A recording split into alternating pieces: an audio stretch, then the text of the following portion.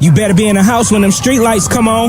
Ain't that what your mama used to tell you? But I bet you when she told you to stay out the streets, she had no idea that the YouTube streets would take over the world. Uncle Juice, public figure Boogie, Baby Down So Raw, Detroit Gossip, and the most dangerous voice in Detroit, Dawgface TV. Bitch, I talk more shit than Dawgface. They running shit from coast to coast. Welcome to the Danger Zone. 5, 4, 3, 2, 1. Let's go.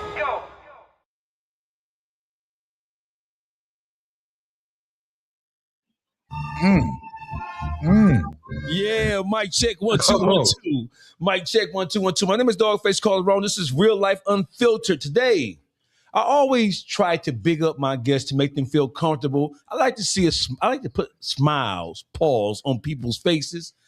But this episode is near and dear to my heart because I have two champions on the screen with me. I don't have to. See, listen. The best type of guests are the guests that you don't even have to introduce, right? Because their faces, their image, it precedes anything that they say. In this corner, it is the Grand Slam Grand Champion, Barry Bonds, hit your ass out of the park. One of the rudest people, shrewdest people to ever traverse the YouTube streets, Mr. Hassan Campbell. What's the word, Haas? Oh my God, I'm honored. We up in the building with Dawgface. Oh my God. Yeah. And then, so listen, whenever I go to New York, one of the first places I go is I'm across 125th Street. I'm at Sylvia's. I've been going to Sylvia's since the 90s, before I went to prison. Right? I was just at Sylvia's about a month ago, right? So this person has been behind the scenes quietly helping me take over the world. And I didn't even know it. I didn't realize that he was behind the scene maneuvering pieces like a grand chess master until I was in New York talking to Uncle Murder and Tony Yayo. And Tony Yayo said, hey, you got somebody behind you. I'm not sure if you know it or not, but it's Harlem Legend. I said, I've been watching Harlem Legend for a long time. A long time. Harlem Legend TV, my people, is in the Salute. I'm a big fan myself. Shout out to the whole Detroit. Shout out to Pontiac. Shout out to Michigan. Hey, look, I am a big fan of yours. I love what you do, man. Authentication is crazy. You feel me? Like, yeah, I've been watching you. You heard? So salute to everything you got going on, man. Let's get into it, man. What's popping? So listen, before we even get into the subjects, the topics, right? I just watched a review that Haas did. I was just watching this review just about a week ago when he did a review. I believe it was me and Terrence Gangster Williams, and he came down with the review. I said, if I made his radar, got to be doing something right. You know what I'm saying? Because he don't just review anything, right? It is what it is. I want to welcome both of you guys to Real Life Unfiltered. This is an unfiltered thing. Hey, feel free to cuss, fuss, act a fool. Feel free to put your blackness on full display. Don't just do what we do. I think we should start with Big Tigger and the dilemma that Tigger is going through with his wife, Miss Alicia Brown. I started to tap on the screen on Big Tigger, but the truth of the matter is that I've been following Big Tigger's career since I was in prison. I read the source. I watched Yo MTV Raps. I watched The Basement. I grew up literally from my early adulthood. I grew up on Tigger. So my thing is, I've never heard anything about Tigger displaying behavior that his wife said he displayed. I never saw it. To me, it is completely out of character. I don't know him personally, but just from his public persona, I was suspicious from the word go. And then I started to dig into her. I wanted to know who she was. And I started digging in right away. The missing child Amber Alert thing popped up, right? And then the video surfaced. People were all set to condemn Big Tigger, despite the fact that he has no history of doing anything like this, right?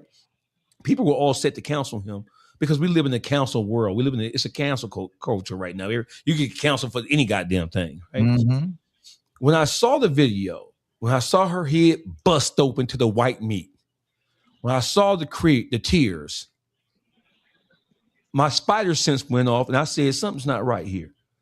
I know a diabolical bitch.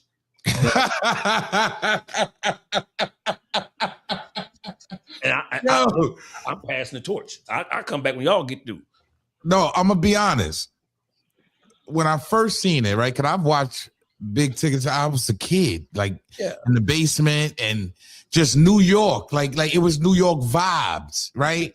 I watched Big Tigger from the beginning, and I've never heard nothing like this. Well, no, I'll be lying if you say that, right? Because there has been little things thrown out there that he was actually on the other side of things. And yeah, he was abusive to women. And that was actually put out there. So I don't know if that was a seed by the industry. Because it happens. The industry plants seed when he doesn't obey. So that may be one of them, right? But I ain't gonna lie to you. When I seen this man, I seen this chick eye, and I said, man, this dude is a piece of shit. I gotta be real. So I got ties. The only reason why I didn't do a video and go crazy on Big Tigger is because my people from his actual station and people I deal with, they said, wait, just sit back. This is not in his character. Sit back and wait and watch what happens. I have not done a video leading up to today, and I'm a social media personality. So that should tell you something. And now this comes out today. I'm like, I feel impulsive. I feel like the people I talk about.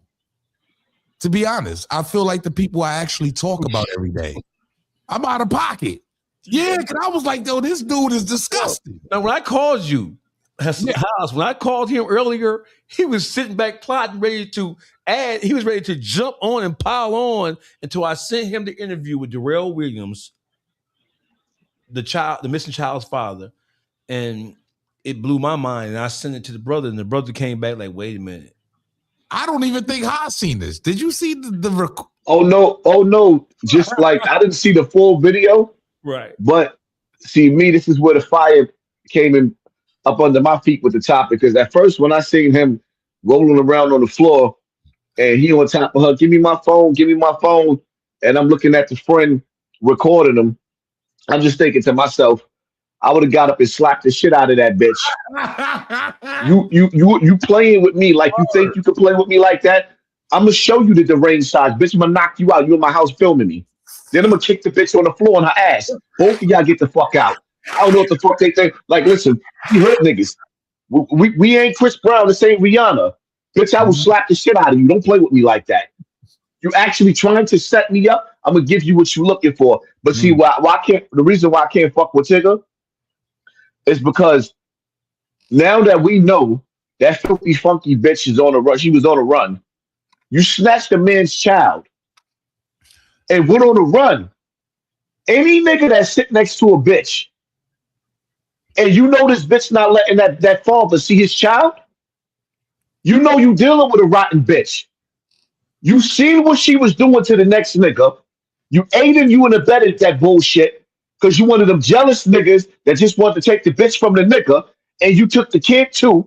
Now this man ain't got his kid in his life for all these years, and now shit blowing up in your face and hers at the same time. So you in the hot seat, you all the way in the hot seat, and the bitch in jail, locked up. They won't let me out. No.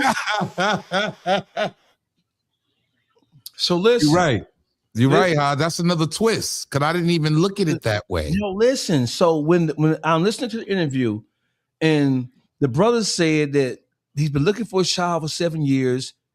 When he said that when he won custody of a child, she disappeared. It was a white car. She had a white car. The Maryland CPS and the police didn't do their job. That is classic black man syndrome. You know, black men are always at the bottom of the totem pole, even when it comes to CPS. They don't want to believe anything we say. Right. When There's no way. So listen, I don't want to condemn Tigger outright, but I have to be myself. Tigger, you got this nutball ass Jack Nicholson ass bitch in your house. There's no way that she has just started to display these kooky ass, wild ass characteristics. She's been doing this. There's no way she could have hidden her true self. The representative had to have shown itself years ago. There's no way this woman can be as kooky as her, as Darrell described it she was. And then when you take that and you couple that with what she did, and like Hassan said, you have somebody standing over there filming it. It's like this guy, I believe that was her son, I believe it was her son. Whoever it was, that person holding that phone is an accomplice. You're trying to set Tigger up. That woman wanted that phone. She already knew what was in that phone. Her suspicion was already through the roof. She didn't learn anything from that phone that day. Whatever her suspicions were, she was trying to get in that man's phone to probably try to screenshot and send stuff to herself. She was looking for a bag. She knew the divorce was coming, whether he fucked somebody or didn't fuck somebody. As crazy as you was acting, bitch, I would have fucked on you too, bitch. Well, I want to say this, Dawgface, right? A lot of times, and we all have been in relationships with women that have children, right? And the actions that you display to the children is the actions that they take on, right? Mm-hmm. So I'm going to be honest. The person behind the camera, Mr. Tigger, yeah, we all heard it. Yeah, we all seen it. I got to be real with you. It sounds like traumatization in that boy voice, man. No. It sounds like because she's done this so many times. I feel like she's done this so many times. This kid is already into this now. Like when he sees it, he feel like his mother's being hurt. Okay, I'm just being honest. So listen, I'm not saying Tigger did nothing to her. Talking to somebody who shot his stepfather at 16 years old. I went to the training school for 3 years for shooting my stepfather and I wasn't even there. I heard about what happened, and I came back. I tried to blow his motherfucking noodles out. If a young boy who sees his mother in distress, when you listen to what he said, this like CSI. We're CSI investigators today. When you listen to what he's saying, you can tell the disingenuous nature in the tone of his voice. That wasn't a voice of genuine concern. That was a voice of Mr. Tigger. Mr. Tigger, you're hurting her. Get up. He's narrating a crime, or he's narrating abuse that's not actually taking place. I would have slapped that little bitch ass nigga head between the is he narrating what his mother taught him? Which one is what it? I want to know is narrating what his mother taught him. What I want to know is how like her box, that Punani is got to, that psychotic Punani got to be some of the best Punani in the world, because there's no way in hell I could sleep in there with those kids in that chick. No. There's no way. There's no way. Your kids is displaying. I done seen too much. I done seen way too many females destroy men. Mm-hmm. So once you know that the women have a wicked side, and then you sleep, you got the kids there too with that wicked side. Nah, my nigga, the whole family can throw the whole family in the trash. Put the whole family in the garbage. Word. Crazy Punani is probably the best way to describe that, because the crazier a female is, the better the cat is. That's just what? Yeah, that box is crazy. Listen, man. Listen, evil females, wicked females be coming with the that box be beastly. Yeah, like give me an Al Green bitch. Yes. Oh, yeah, I don't want no bitch who ain't gonna threaten to kill me every now and again, because I'll be wrong. Y'all vicious. Yeah, threaten to kill me because he said threaten to kill me. Yeah. Cause show me you love me. I'm fucked up in the head. I wasn't ready. Oh man, God, threaten my life. No, and go to jail and keep going to jail, because that's what the ex. You heard what the ex said. You sent it to me. You heard what the ex said. So why would you want to keep going to jail for something like that? No. So the whole thing is this, right? So the boy who's filming the whole thing, you can tell that was an orchestrated thing. You can tell if he didn't know that particular incident was going to happen.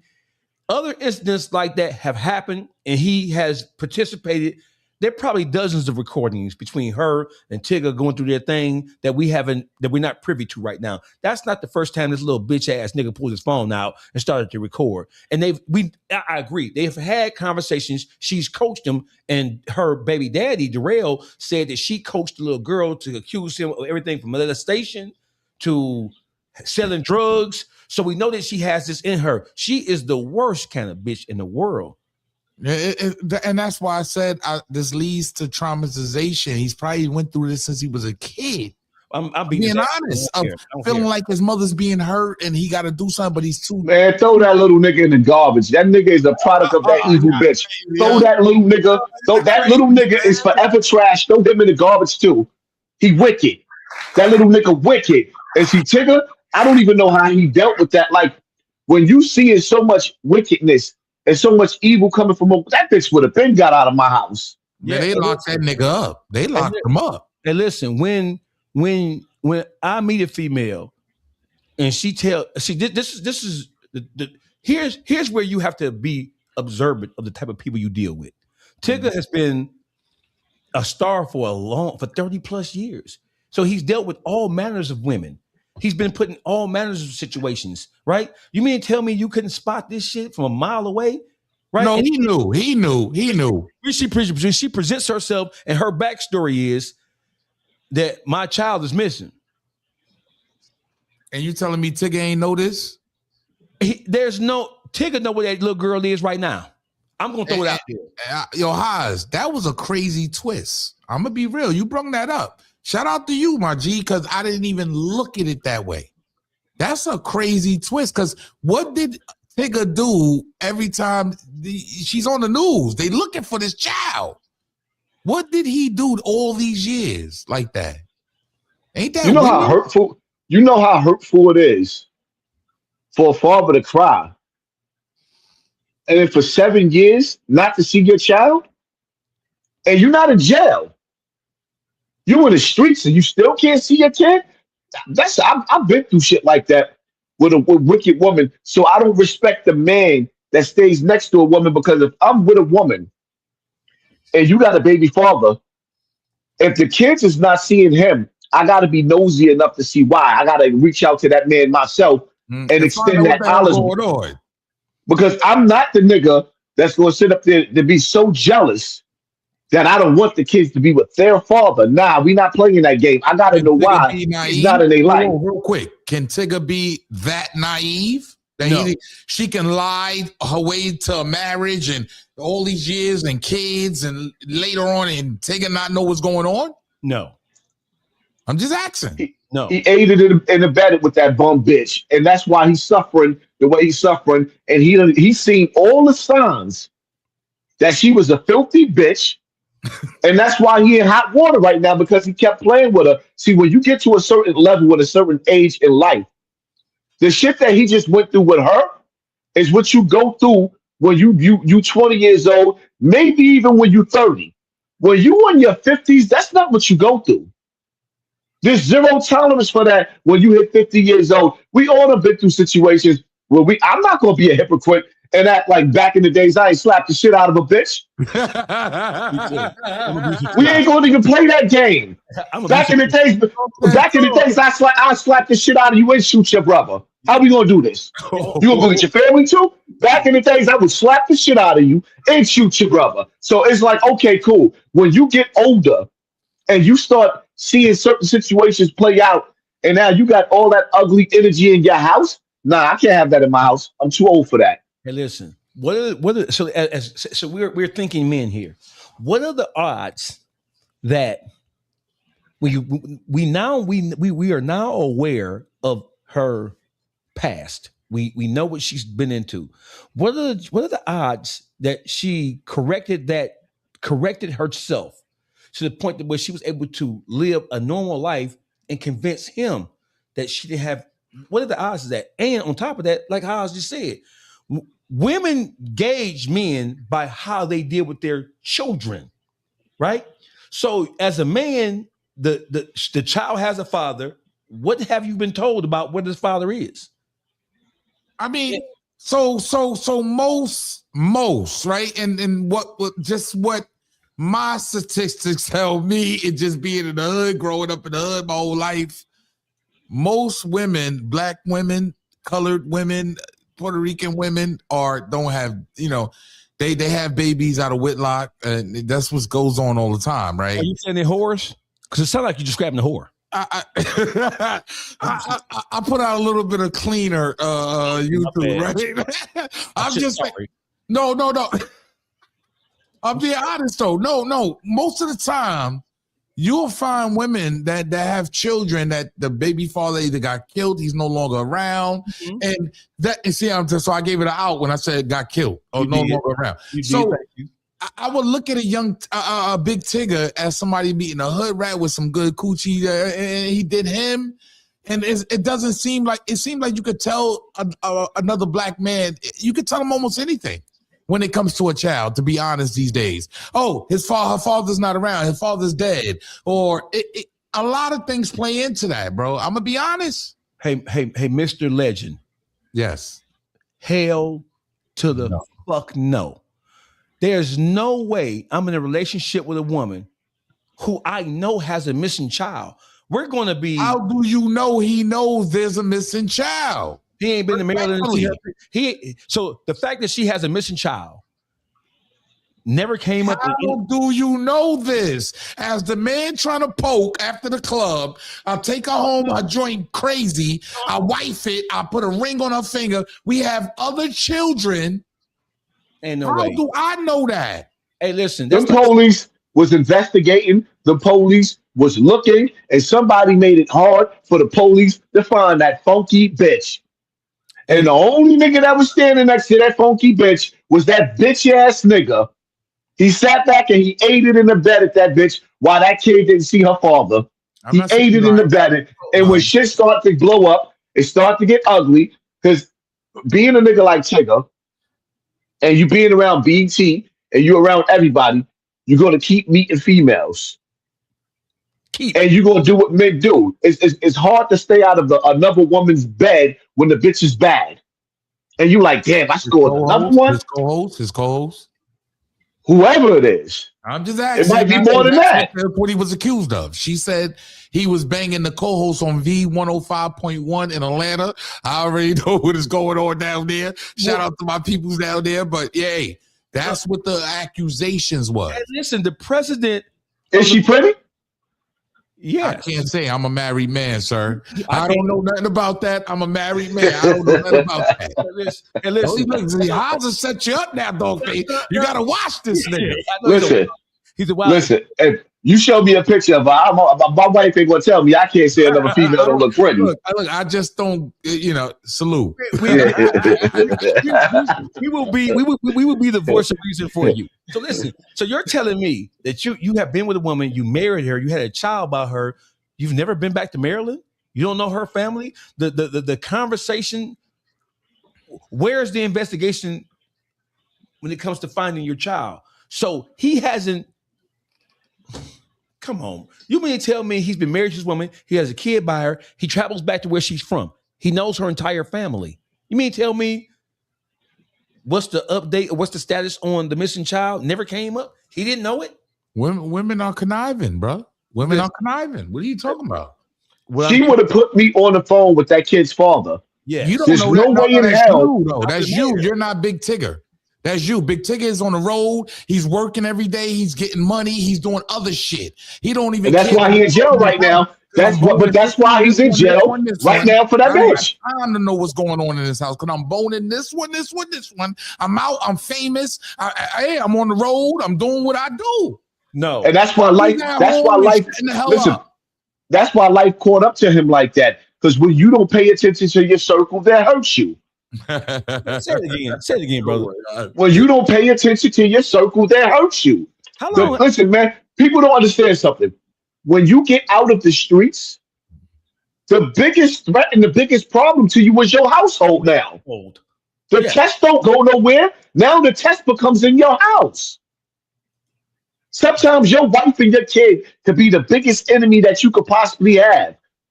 And the minute that female wake up on the wrong side of the bed and she ain't feeling you no more, and y'all start to have that tension. She laying in the bed on the opposite side. You laying in the bed. Your leg touch her leg. She move like she want to fall off the edge of the bed. Nigga just sleeping with the enemy. I don't even have no more to add to that because that shit is right on point. There's no way that I am a criminal. I might not never be shit in his life. So, come on. I'm just keeping the gangster. Right? Yeah. There's no way my spider instincts would have went off. There's no so just imagine a woman, you telling the woman you have children and the children live in the house with you and her. She's not going to ask you about the baby's mama. She's not going to ask you why the baby mama's not reaching out or what's going on. With the good coochie, man. It's different with the when it. So I'm gonna be honest, bro. Is very different when it comes to men on women and women on men, right? So we don't care about the other nigga. We hoping that nigga ain't around. I care about the other nigga. A lot of times, though, a lot of times in relationships, and I'm just being honest, bro. We don't care about no other niggas. Yes, we do. Yes, we do. I don't want no nigga coming. That's to a lie. Personally, I don't want no nigga coming to mouth. Hey, Harlem Legend, brother. Why do you think so many niggas getting killed about a bitch? Niggas do care about the other. Yeah, they do. I'm asking nigga. Only if we know they're in the picture. No. I think that this is one of those things where we know that he's not in the picture. Listen, all three of us are retired criminals. I'm not having no bitch nowhere near me until I get a Carfax on that bitch. I want to know what, you know what I'm saying? I want to know what the fuck was going on, what hood you from, what high school you went to, bitch. I want to know who your cousins is. I want to know who your sisters and your close friends are dating because it might be a conflict between me and them. Right. Absolutely. Right. That's maybe absolutely. why I knew my wife since I was a kid. Right. So, and we grew up in Harlem together. So it ain't one of these things where that's why I look at things. I don't know. I look at things a little different. Yeah, I feel like women are conniving and can get over on this nigga. She helped you cook crack. She helped you cook crack in the 80s. There you go. So it's a little different than what's going on out here today. Right. Right. It's different than what's going on out here. Like I just don't see it the way I feel like she pulled the wolf over this nigga. I'm saying the Big Tigger is that inexperienced as a person who's been in the limelight or been more than visible, above and beyond the regular rank and file nigga from the hood. Are we saying the Big Tigger hasn't had his fair share of women, fair share of relationships? No, I don't feel like that. Ultimate square. You think he is square? Ultimate square. Well, listen. Ultimate square that came up with that nigga was sleeping with Superhead. What are you talking about? Ultimate square. What that means? You felt like you were sleep. What that tell you? Well, Superhead got some of the Superhead got some of the best ass in the world, from what I heard. But what that's why they tell you when a nigga willingly wanting to be known, I was with Superhead. I don't want nobody to know that. Let me tell you something. I don't want a nigga to know I was with his one thing were you messing up at with Tigger? Tigger done touched millions of dollars. Yes. That turns you into a different animal. That's my sister. Go ahead. Tigger done touched millions of dollars. That shit done turned him into a different animal. And a man with money has an arrogance that comes with him. And then a man that's on TV. There's the arrogance that comes with a nigga that's on TV. He ain't a regular nigga no more. He a superstar. So you acting like he is square? No, he ain't a square. He like a nigga that played basketball in high school. All the bitches want you. When you see Tigger, you see him on BET, automatically you think he's successful. He winning. His bank account can have 5 pennies in it. You think he winning. So he has access to all types of women that's throwing it at him. Ain't no ifs, ands, and buts about it. Shout out to Stacey Galore. Stacey Galore, you already know that's number one. Salute day one shit. Yeah, Stacey Galore, day one shit. You have to listen.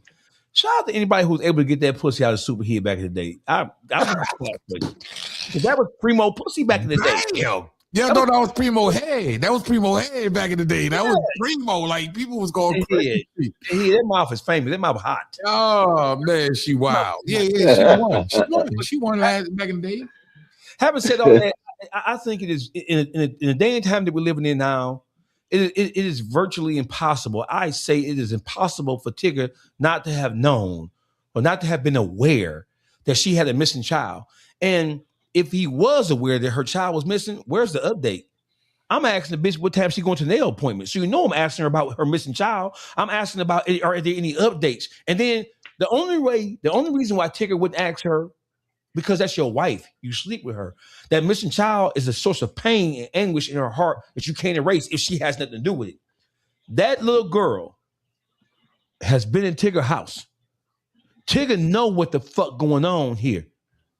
And is it a surprise that lo and behold, she flip on him, his career takes a nosedive like a fucking kamikaze in World War II, and all of a sudden she's arrested for kidnapping, and that ain't no coincidence. Did he really lose his job? I heard that he lost his job. So No. He's still there. Everything is still good.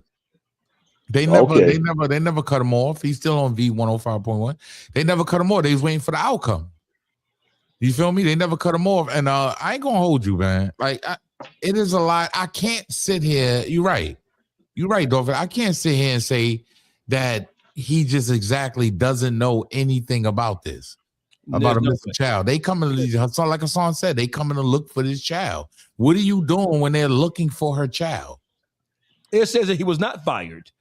It says Big Tigger was not fired. He was announced, but he has announced he stepped away from his role as the host of the Big Tigger show at V103.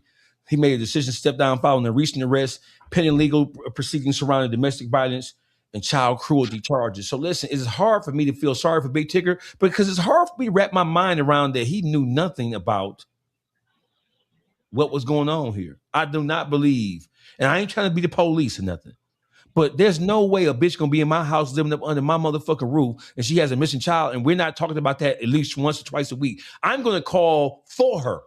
And then we're gonna, since the child is missing, you're not in contact with the father because he's back where you're from. So he would be the first one on the ground to get updates. Where's the father at? No. No, you're right. We just don't know what's going on. Like, no. Something don't sound right. You're right about that. I ain't mad at that, Tate. Oz, what up? I mean, how old is she now? 17? Yes. She ain't a missing child no more. She ain't got to go home at 17. Mm-hmm. But has she even popped out? Has she popped out? They said that at the time of arrest, they said that she wasn't with the two children she has 3 children. She has the child, I think that's her oldest child. Then she had a boy by another person before she met Tigger, and then she had the young child. So today, nobody still knows where this child is? As of right now, the father that interview was just a couple days ago. He said that they still haven't located her yet. So we now know this bitch is crazy as a bitch. See, my mama from Alabama. That bitch crazy as a Bessie bug. But how was she able to live with Tigger, a millionaire dude that does background checks, all this stuff on you? How was she able to get in like that? Hey, listen. I sent you the interview. You heard the father say he reached out to Tigger to tell Tigger what the fuck it was he was dealing with. Nobody in her family back in Maryland told Tigger, hey, this bitch crazy. This bitch nuts. You got the tape on hand? Play it real quick. Play a little bit of it. Yeah, okay. I got so you. People can get a little bit more context. So make sure y'all smash that like button. Subscribe to the channel, man. What's good, man? What's popping? Yeah, play a little bit. Go to your Instagram and play it because he actually has the actual recording of the father calling into a radio station and actually giving a one-on-one. We got Darrell Williams. He's about to call in and give us his version of the story as it pertains to his daughter who has been missing since 2019. And of course, this is the daughter he shares with Alicia Brown, who is now married to Big Tigger. This is more than a viral story, y'all. This is about a missing child, and we're going to talk to the dad. We've got him on the line. Yes, we do. Mr. Darrell Williams, you there? Okay, there we are. Darrell, can you hear us? Yes, I'm here. There we go. How you doing, man? Good afternoon. Hi, how are you? How are you all? We're great. And thanks for taking the time to be with us today. Yeah, thank you so much. Thank you for having me. Of course. Now, a lot of people are just learning about Aaliyah Brown, who is the daughter of Darrell. Let me make sure I have that correct. Is her last name Brown legally, Darrell? I don't want to misspeak. Yeah. Okay. So a lot of people are now learning about Aaliyah Brown, who is the daughter of Darrell Williams, because of the current headlines involving her mom, Alicia Brown, who is married to Big Tigger. We all know Big Tigger here in the DMV. He currently does a morning show down in Atlanta on V103. But before that headline became a trending topic, there was already a long custody battle, a court record, and a missing child case that has been open since 2019. And I'm speaking about the case that involved 10-year-old at the time, Aaliyah Brown, who disappeared from Reisterstown, Maryland in May of 2019. She's now 17 years old. The National Center for Missing and Exploited Children, they still list her as a missing child. So we've got Darrell Williams on the phone, and we just want to be clear. We're not trying to convict anyone on the radio. It's about hearing from Darrell, who is the father who has spent many years trying to find his daughter and understanding what happened before she disappeared, and also getting clear on what the public needs to know. Obviously, Darrell's story also sheds light on the credibility of Alicia Brown, who has recently accused and made accusations and allegations of domestic violence as it pertains to Big Tigger. So, Darrell has a lot of insight about that, as he was in a relationship with Alicia Brown, Big Tigger's current wife, prior to her even knowing Big Tigger, and before all of the headlines this weekend popped off. So, Darrell, thanks for being here. We want to start from the beginning with you, Alicia, and Aaliyah. Can you just tell us, how this began? Like, for people who are just hearing your name, who are you? Where are you from? And when did you meet Alicia? My name is Darrell. I'm from Baltimore, born and raised. And I met Alicia in 2009. How our beginning started, we dated for a year. It didn't work out. And in that year, she sent me to jail, which was kind of my primary reason for not having this work out. And from the time that she was pregnant, had the baby, and we both tried to raise her, she did not really want me involved in Aaliyah's life. So it had always been a struggle to be consistently involved in Aaliyah's life without the court's help. What did she send you to jail for that first time? I've always went to jail, ironically, for the same charge, and it was for assault. I've always went to jail. We got in an argument. We sort of went out one night back in, 2013, I believe, 2009, 2010, maybe. We supposed to have went out, and we got in an argument. So I changed the car around, and I was going to take her back home, and she took the keys out the car, and we almost crashed. When I got the keys back in the car, she started hitting me with everything that was in vicinity of her reach in my car. I used to have I used to have a bunch of stuff in my car, so she was just hurling objects.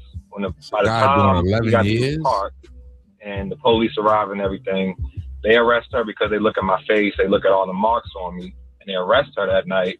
But because she was pregnant, she said she was miscarrying, and they took her to the hospital, and then they released her. A day later, I got arrested. I had a warrant for my name saying that I brutally assaulted this woman, and it was completely false. So that pretty much ended our relationship from the jump, because I refuse to be with somebody that will send you to jail. So right. And from what I understand about this case, that one assault charge then followed you and kind of snowballed into this long odyssey of what your life has become. Am I correct in assuming that? All right. So please, for everybody listening, educate yourself on the legal system, because you will you'll have a bunch of attorneys when you are in trouble or need help. You'll have a bunch of attorneys that'll want to help you, but really they just want to get you. Sounds like his phone, the reception. Darrell, are you still there? Right back in. Darrell. Darrell. Can you hear me? Yeah, we can hear you now. You said you'll have a bunch of attorneys, but really they'll try to what? Most of the attorneys just want money and they want you to plead out in the case. And that's pretty much my first ever attorney, because this was the first time I had ever been to court. My first attorney, I took the worst legal advice. Even though I wasn't convicted of anything, it was a probation before judgment. Mm-hmm. That does follow you, because once the case is resolved and let's say the same person says something again, they look at that as if you had some sort of incident before, so it's more likely than not that something occurred now. And that's how it was so easy for her to obtain warrants anytime she went into the police and said I did something to her. Now, Darrell, just to be clear, and so the audience has a clearer picture, have you ever put your hands on Alicia Brown at any point? No. I can assure you that Alicia Brown put her hands on me way more times than I had ever done once. Like, I've never hit this woman. I've never. I don't like when you did that. Most of the story she put up was just that, just make believe. And she was in court like it was true. So that's what I wanted to ask you, because, of course, most of us are first learning about Alicia Brown over the weekend when she also posted a picture on social media with a huge gash above her eye and what appeared to be a black eye, while the caption read, please ask my husband what happened to my face. Have you ever experienced something like that where she, I know you're saying she would accuse, but this is before social media. Like, what did you ever experience anything similar to that? Yes. Before the advent of Instagram and all the recent social medias, there was things like AOL Messenger, Instant Messenger. She would send my friends, the people that's on my friends list in the Messenger, messages about me saying that I beat her. She's having twins, or she would do things to fabricate stories to my own friends. That right there.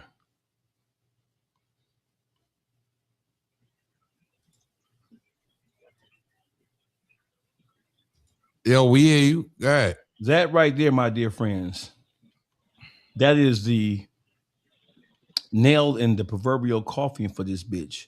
But the trick questions, though, it's trick questions in there. What? I didn't like the way he answered the question. I can assure you, he put her hands on me. No, because he fell into the bullshit. That's the problem. Hey, listen. So he's listen. Hey, Harlem Legend. Everybody not criminals like me, you, and Haas, bro. No, but he fell into the bullshit. We gotta agree. He fell and gangster. He fell into the bullshit. The man said, I heard everything he said. He said, I can assure you she put her hands on me more than I put my hands on. Nigga, if you put your hands on, nigga, just tell us what's going on, nigga.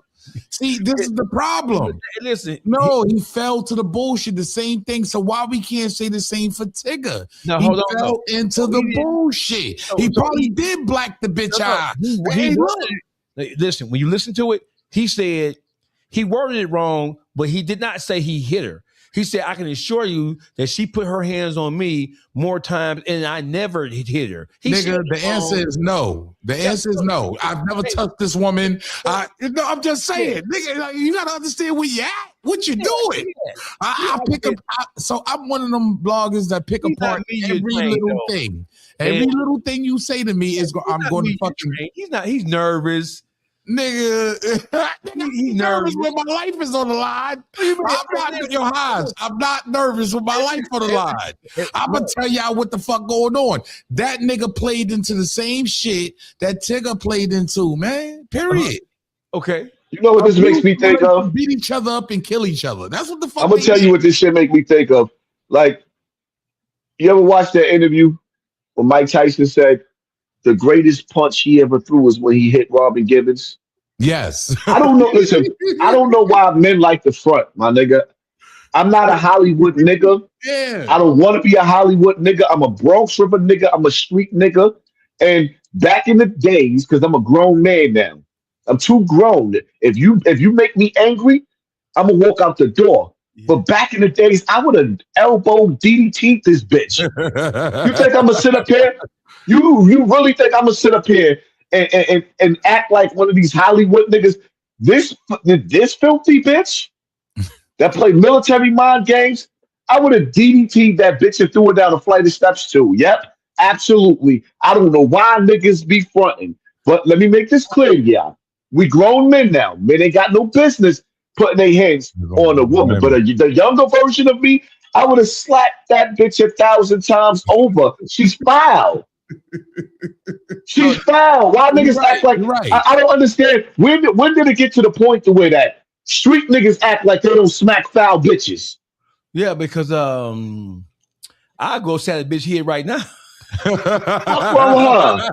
I'm just saying. So that's why I didn't like the way he got to know how to answer them questions, man. When you under that pressure and you on the radio like that, nigga, I slapped the shit out that bitch. That bitch put her hands on me way too many times. I'm tired. You can never admit that. It's 100 though. Like, see, I'm all about 100. So I'm gonna break that bitch down. No, so he made himself look a little shaky. I'm not mad at him because all the pressure's on her right now. Let that bitch take all the heat.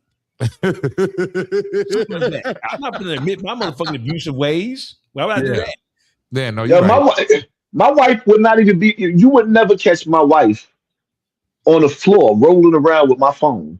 Right. What type of shit? She don't like once because we too grown. Once you feel like the energy is that, it's like one of us got to go. Which one of us leaving? Oh, you ain't leaving, I believe. Like that niggas just too grown. The bitch rolling around on the floor with a cell phone. I get it. You niggas control your situations. I don't control mine.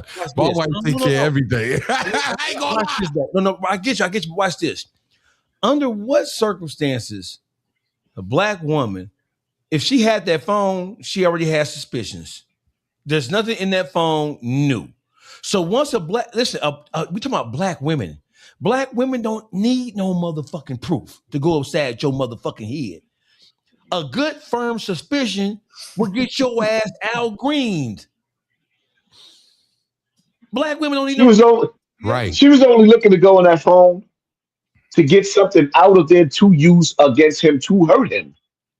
That's the only reason why she wanted to get in that phone. She was looking for something and she was fighting for it. She wanted to get it so that she could use it later on to hurt him. And what a lot of dudes nowadays have a problem with, you're dealing with females that got recordings of you and arguments that you have, recordings of your fights, and they storing them. And they only store. That's why you got to be careful, even with a phone conversation, because you can have a conversation with a woman and you arguing with her, and she's actually fading in and fading out the things that make you look like the winner of the conversation, and she's stirring up all the shit on the conversation that's making you look bad. Yes. And then when it plays out, nobody that's listening don't know that this is edited conversation. Let me ask y'all niggas something. What are we marking this up as? He is just as bad as her? Because the Haas brung up the other side now. Oh, nigga, you knew what the fuck was going on. You knew that child was missing. So are we mocking this up? That nigga should be in jail with that bitch? I'm just saying, what are we mocking this as now? You go first. Listen, man. Any man that'll sit up there and you want to play co-defendants with a woman that takes the man's children away, to me, you're mud. I hate men. Just like I hate women. Most dudes that ain't seeing their kids, that haven't seen their kids in 5 or 6 years, is laying up with a woman that's right in the bed with him. You know he got kids. How do you feel comfortable with this man not being a father to his kids? So any woman that has a man and you know he got other kids and them kids ain't coming around, that bitch is just as filthy as that nigga. So now Tigger is in a situation. That bitch got a baby father that ain't seeing a kid, and you not making sure he see the kid. You just as foul as her. You reap what you sow. Right. Is it my turn? Go do your thing. I concur. Black women nowadays, when they talk about black men, they talk about when they talk about black men who have children that they're in relationships with, they talk about the dynamic between the man and his baby mama. And they judge them. If you ain't seeing your kids, I don't want to be around you. Because nigga, if you ain't taking care of your kids, then you don't give a fuck about that. Those came from you. So if you don't have no care and concern about what's going, there's no. First of all, the girl's not missing. She had another daughter and named her daughter the same name as the missing daughter. What? Yes. But they call her Autumn though. But her name is Aaliyah too. That's wild. They're saying allegedly that she used the daughter whose name is Aaliyah too. She used that to muddy up the waters of Big Tigger. Is the other nigga daughter alive? That's what I'm asking. Like, is there any sights of the other girl? Well, he said in his interview that he was certain that she was alive, and he admitted that he knew that the mother is the one who took the child the whole time. He admitted. I'm gonna be honest. He just like the mother, man. These niggas is all trapped. You niggas already got caught up in the web. The same thing with Tigger. They all got caught up in the web, my nigga. So, are you saying that she's like a single white female who just? What are you trying to say? I'm lost. I feel like she's the reckless bitch, and all of these guys are they basically accomplice. So you're saying they're accomplice at this point. You're saying grown men. Not the first. They were young, 22, 23, 24 years old. I get him being green. He's green right now. But Tigger, knowing that your wife has a missing child who's been missing, accomplice. There's no way. If my girl has a child that's missing, I'm asking, and she's not dead. She's missing. She's still. I'm going to ask her. Hey, accomplice. What's the update? And I'm a millionaire, so I'm going to put my money because figure it out. Yeah, figure it out. Accomplice. That girl, the young lady who's 17 years old, she's been in that house. I will bet. How much money do I get? I will bet. Of course. $10,000 that girl has been in Tigger's house living there. I wouldn't bet you. I wouldn't goddamn bet you. I wouldn't. I believe that shit, man. Accomplice. I believe the first husband's accomplice too. They both stupid. Both these niggas is just chasing. You know what the question is now? Is Tigger gonna get back with? Is Tigger gonna get back with this chick? If he does, he will go. If he does, he's worse than Will Smith.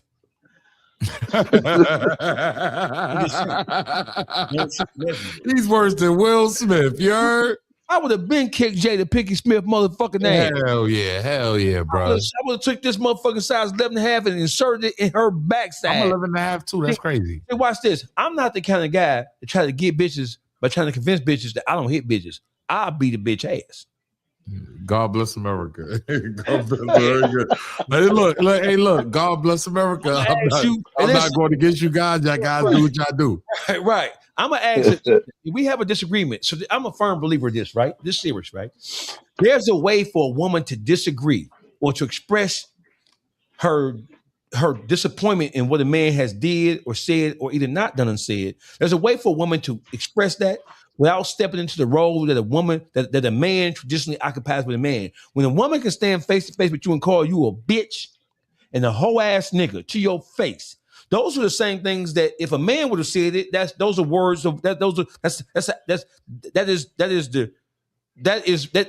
going to precipitate a war between us, right? So women, not black women especially, they're the only group of people.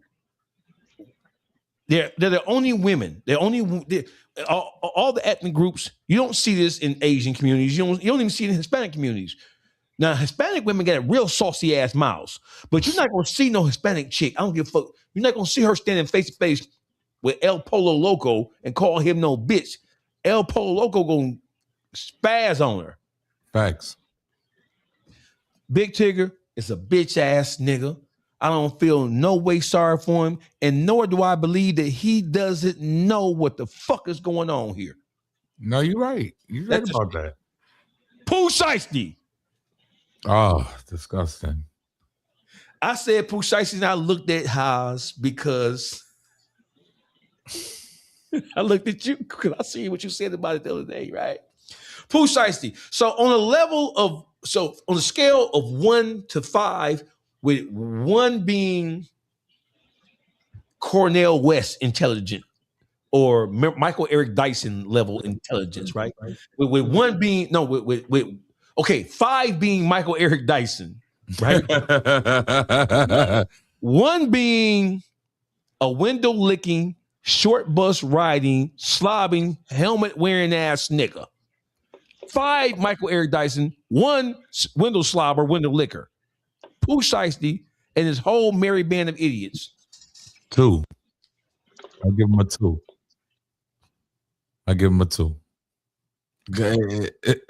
The worst kind. Let me tell you something.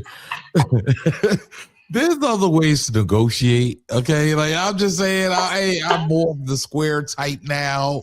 I understand how to negotiate, how to get my money, how to everybody to leave happy. And I ain't gonna lie, this has to be the biggest crash out in the last 10 years. It has to be. His brain had to be. He had to be smoking angel dust or wet, or he had to be smoking K2 or something. Because, like, how do you the biggest nigga in the country at the time? Twice. You right up there. You in the winner's seat. Everybody waiting to see what's your next move, and you just throw it all away. And you really just told yourself. Keep in mind, the recording was just leaked of Gucci Man in there looking like a coochie man. I'm just saying. You heard Gucci Man in there looking like coochie man. He said, "Oh, you release what you want me to say?" Like, he looked bad, right? And not too many months ago, he was smoking on Pookie Loc. Right, he was still smoking Pookie Loc. He was smoking Pookie Loc. 15 years, 20 years later, he's smoking Pookie Loc. Yes. So I still gotta chalk it up to Pooh Shiesty being one of the goofiest criminals ever. Watch this. Your father ain't no good. Think about it. Your father ain't no good. I believe that recording came in Big 30. Respectfully salute, you ain't never been in jail a day in your life, right? And this is the first time he's been arrested. I believe he upped that recording to get a deal. Like, these guys are looking to take deals and get out of here. So it's just like the NBA young boy guys. Like, you haven't heard anything about. See, so JR is getting crucified right now by the feds, right? Mm-hmm. They're making sure they put this guy under the jail. Mm-hmm. But you haven't heard anything about the NBA YoungBoy side. Did you guys give statements? What are you doing over there? And I think to me, I don't want to go too deep because I don't know if you watch my videos, but I feel like it's going to go deeper into the mob tie situation. Who owns Houston PD? Who owns what's going on out there? Like, it's a lot going on. It's nasty. City Council, House Reps, Police Commission, the mayor's office, getting paid. Everybody is making a dollar. I don't want to get into that with you guys because I don't want people to say what I'm saying is a reflection of you. But I'm the official spokesperson for that young man. I just talked to him 2 days ago, and it is all the railroad. There are forces at work here that have put their hand on the scales of justice with the All-Star JR situation. But back to this motherfucking window licker ass nigga right here. Let me ask you this real quick before we jump, right? Mm-hmm. Why do you think more powerful voices are not getting involved when it comes to self-defense, JR? And because we all know the situation by now, right?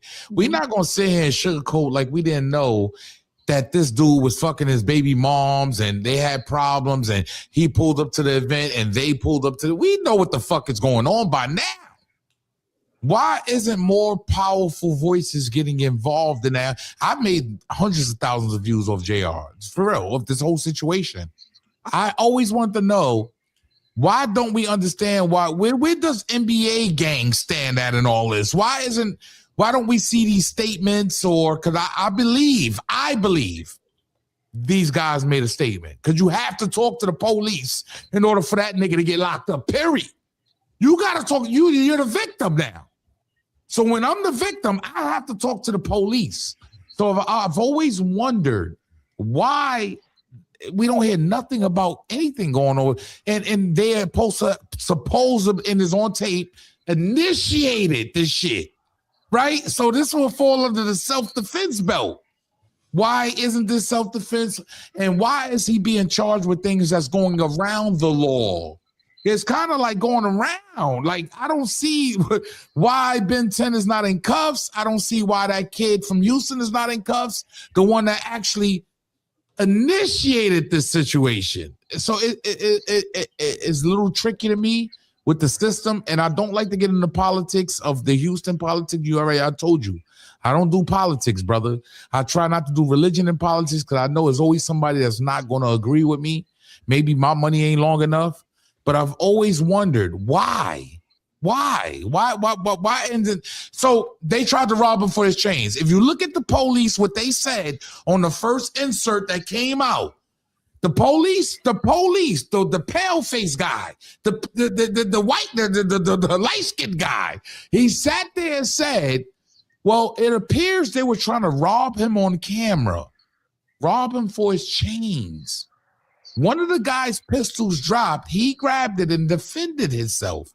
Mm-hmm. So it seems like a self-defense situation. Mm-hmm. Why is this all switched up now? So, All-Star JR was charged federally first with being a felon in possession of a firearm. It's two charges. It's two. It appears as if it's just one, but it's two. One, interstate trafficking of a firearm because the firearm was manufactured and registered to Georgia, but it was used in the felony. His firearm? No, it wasn't his firearm. He dropped it on the scene, so it's not even his. So there is no definitive possession of the firearm. They don't know where it came from. What? Also, they know that the firearm. Come on, man. You know better than that. They know that the firearm was registered in the state of Georgia. It was manufactured and registered in the state of Georgia. Right? And it has never been re-registered anywhere else. So in their mind, you transport is illegal transportation of a firearm across state lines. And that's what federalized it to begin with, because the case wasn't federalized before that. So when it comes to him being charged, so let me just clear it up because I haven't said this, but here is why he was charged with only one count of felonious assault. They're saying that, so there is precedence that says a felon can possess a firearm, right, to defend himself or to defend people he's with if he feels like his life is in imminent danger or the life of somebody he's with is in imminent danger. You can possess, but there are criteria. One, you can only possess and use a firearm for as long as the threat is clear and present, as long as the threat exists. After that, you have to stop. You have to leave the firearm there. And you have to wait for the law enforcement to get there to explain to them what transpired, right? He did. So what they're saying is, well, 3 people got shot. Ben 10, Daddy and Ron, who's an NBA member also. Nobody from Mob. The Houston kid. No, he's from Baton Rouge as well. I thought he was from Houston. No, both of them are from Baton Rouge. Daddy and Ron and NBA Ben 10, they're both NBA members. They just live in Houston.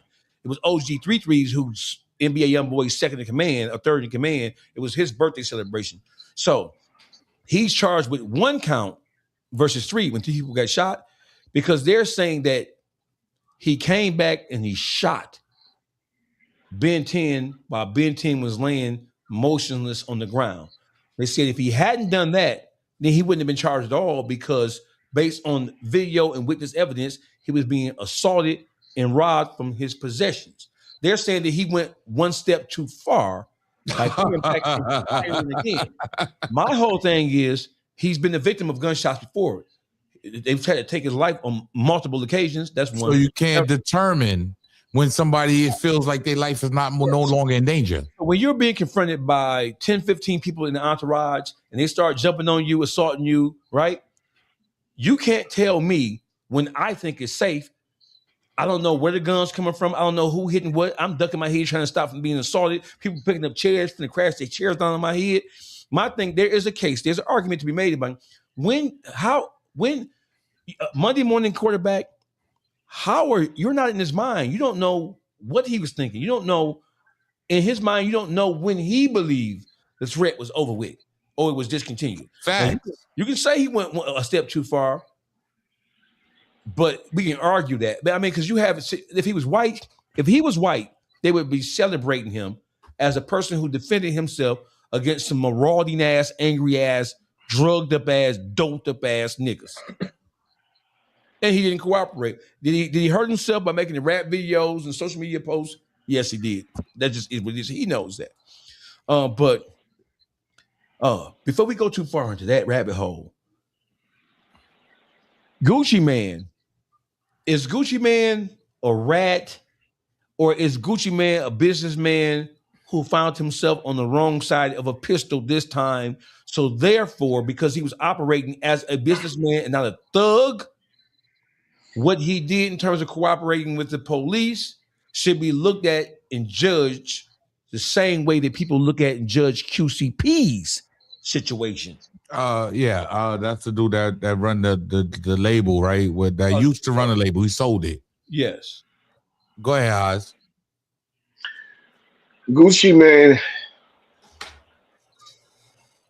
you can just throw him in the whole garbage can. Bottom line to it is, for one, that situation should have never leaked out to the police. The situation should have never, for Gucci Mane to be as ignorant as he's been, me just sitting up there and watching him disrespect Jeezy, and Jeezy had to be the perfect gentleman, and watching both of them had an army of guns on both sides. So if it would have trickled off, it would have been ugly. So for you to represent yourself like you just that hard and you that much on it, and this was just recent, and now when you get caught when a nigga got the drop on you because you comfortable in the studio, and then you comfortable standing in the face of a nigga that they said you stole millions from while he was in jail. See, that's the only reason why I'm not so mad at Pooh Shiesty, because once I realized that you done stole millions from me, like I've seen niggas die for far less, but you done robbed me, ain't set me out with nothing, and then you got me standing in your face like it's something sweet. And then when a nigga G-checked you, like, yo, this 10 bricks in that bag right there? You call the police? Like, nah, my nigga. Absolutely not. You robbed me in real life, so now I robbed you and everybody in your studio. And it is what it is. But I guess Gucci Mane, he pulled a snitch move but a business move at the same time, because there's no way in hell for now he gonna get the money back through the insurance. If he had insurance on that jewelry, which 9 times out of 10 he did. He had insurance on that jewelry. He's gonna get that money back. And as far as like the contract and anything else go, now you a threat to me forever.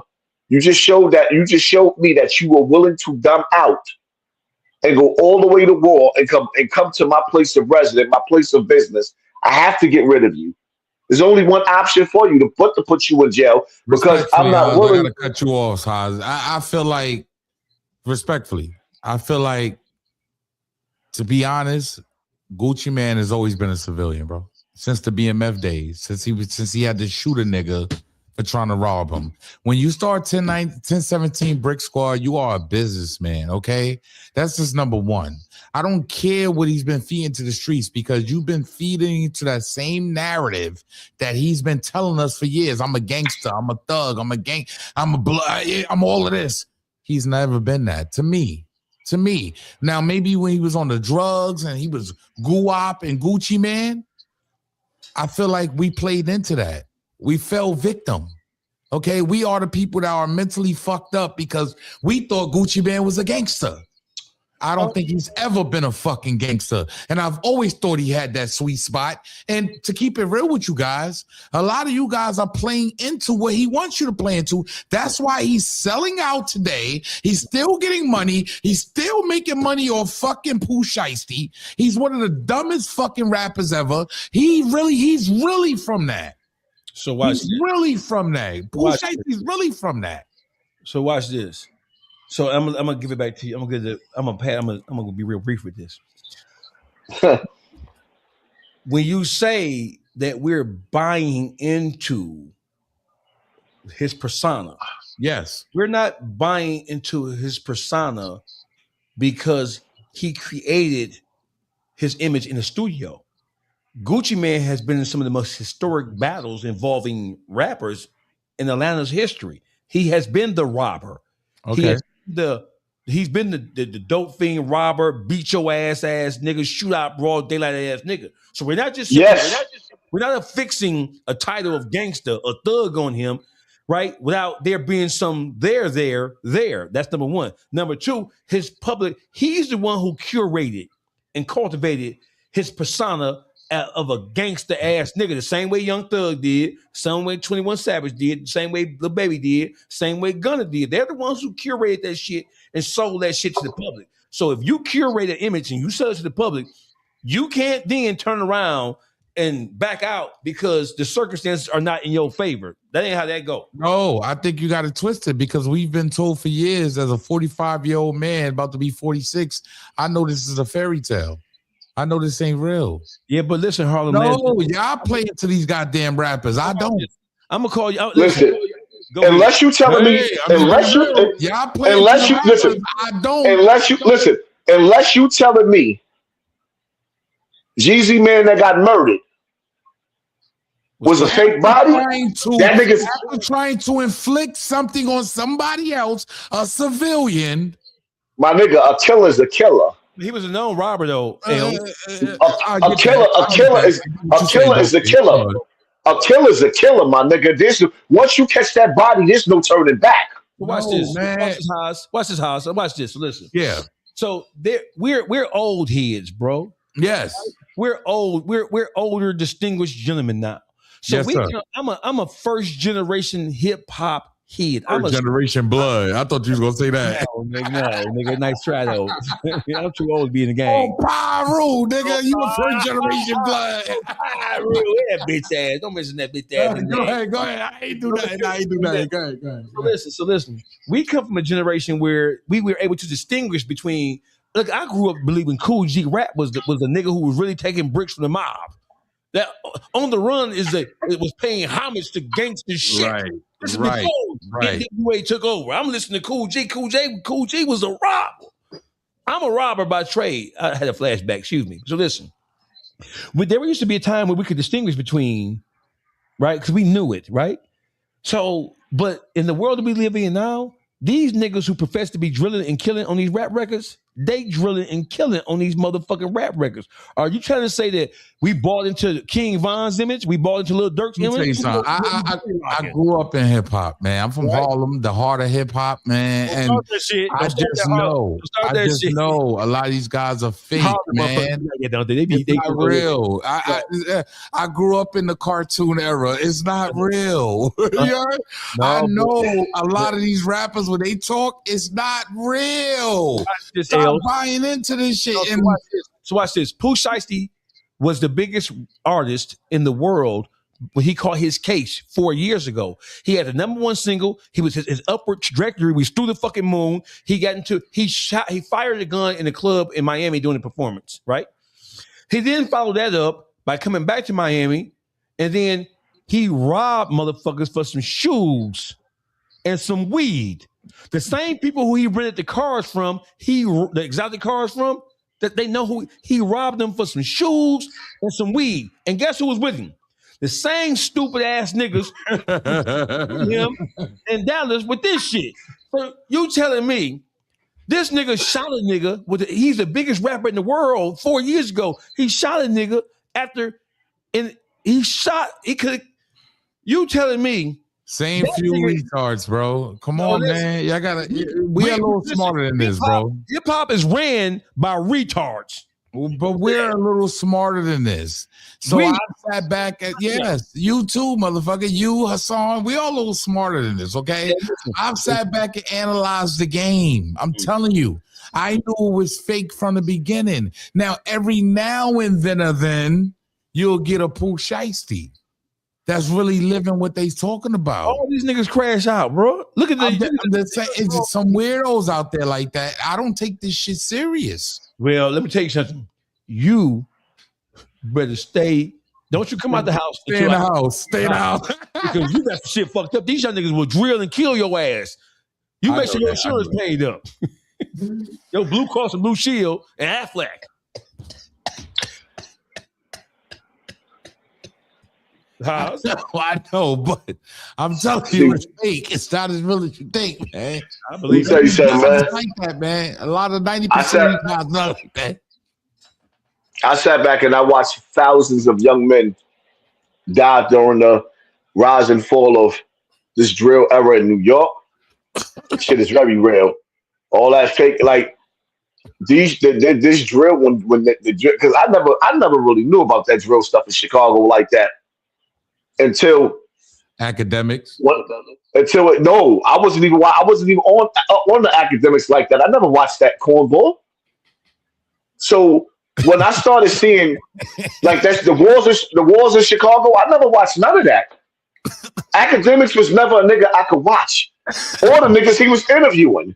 I've never watched them. I'm just being honest. So why's that? Why's that, Haas? Because there was like I had no. First of all, his energy was something. He was somebody that his energy just didn't like appeal to me. Didn't match. So didn't match. His energy didn't match. So it was like, you know what I mean. And like it's like and the crazy part about it is there's a lot of dope platforms out here right now that I don't even watch respectfully. I just don't, because it's like unless there's somebody on that platform that you're interviewing and there's a title that says, "Oh, let me look at this," I just don't be watching niggas. No, so when it came to the drill movement, what started catching my attention is like when you start becoming a content creator, every content creator, once you start posting, have somebody in your DM that starts sending you topics. When I started watching, didn't I say that, Dawgface? I say I got people that send me topics all day. So now when I start to see me, I've always been of like when Harlem said he don't deal with the politics. I'm very deep into the politics. I have to be because I have a compassion for my people and my community.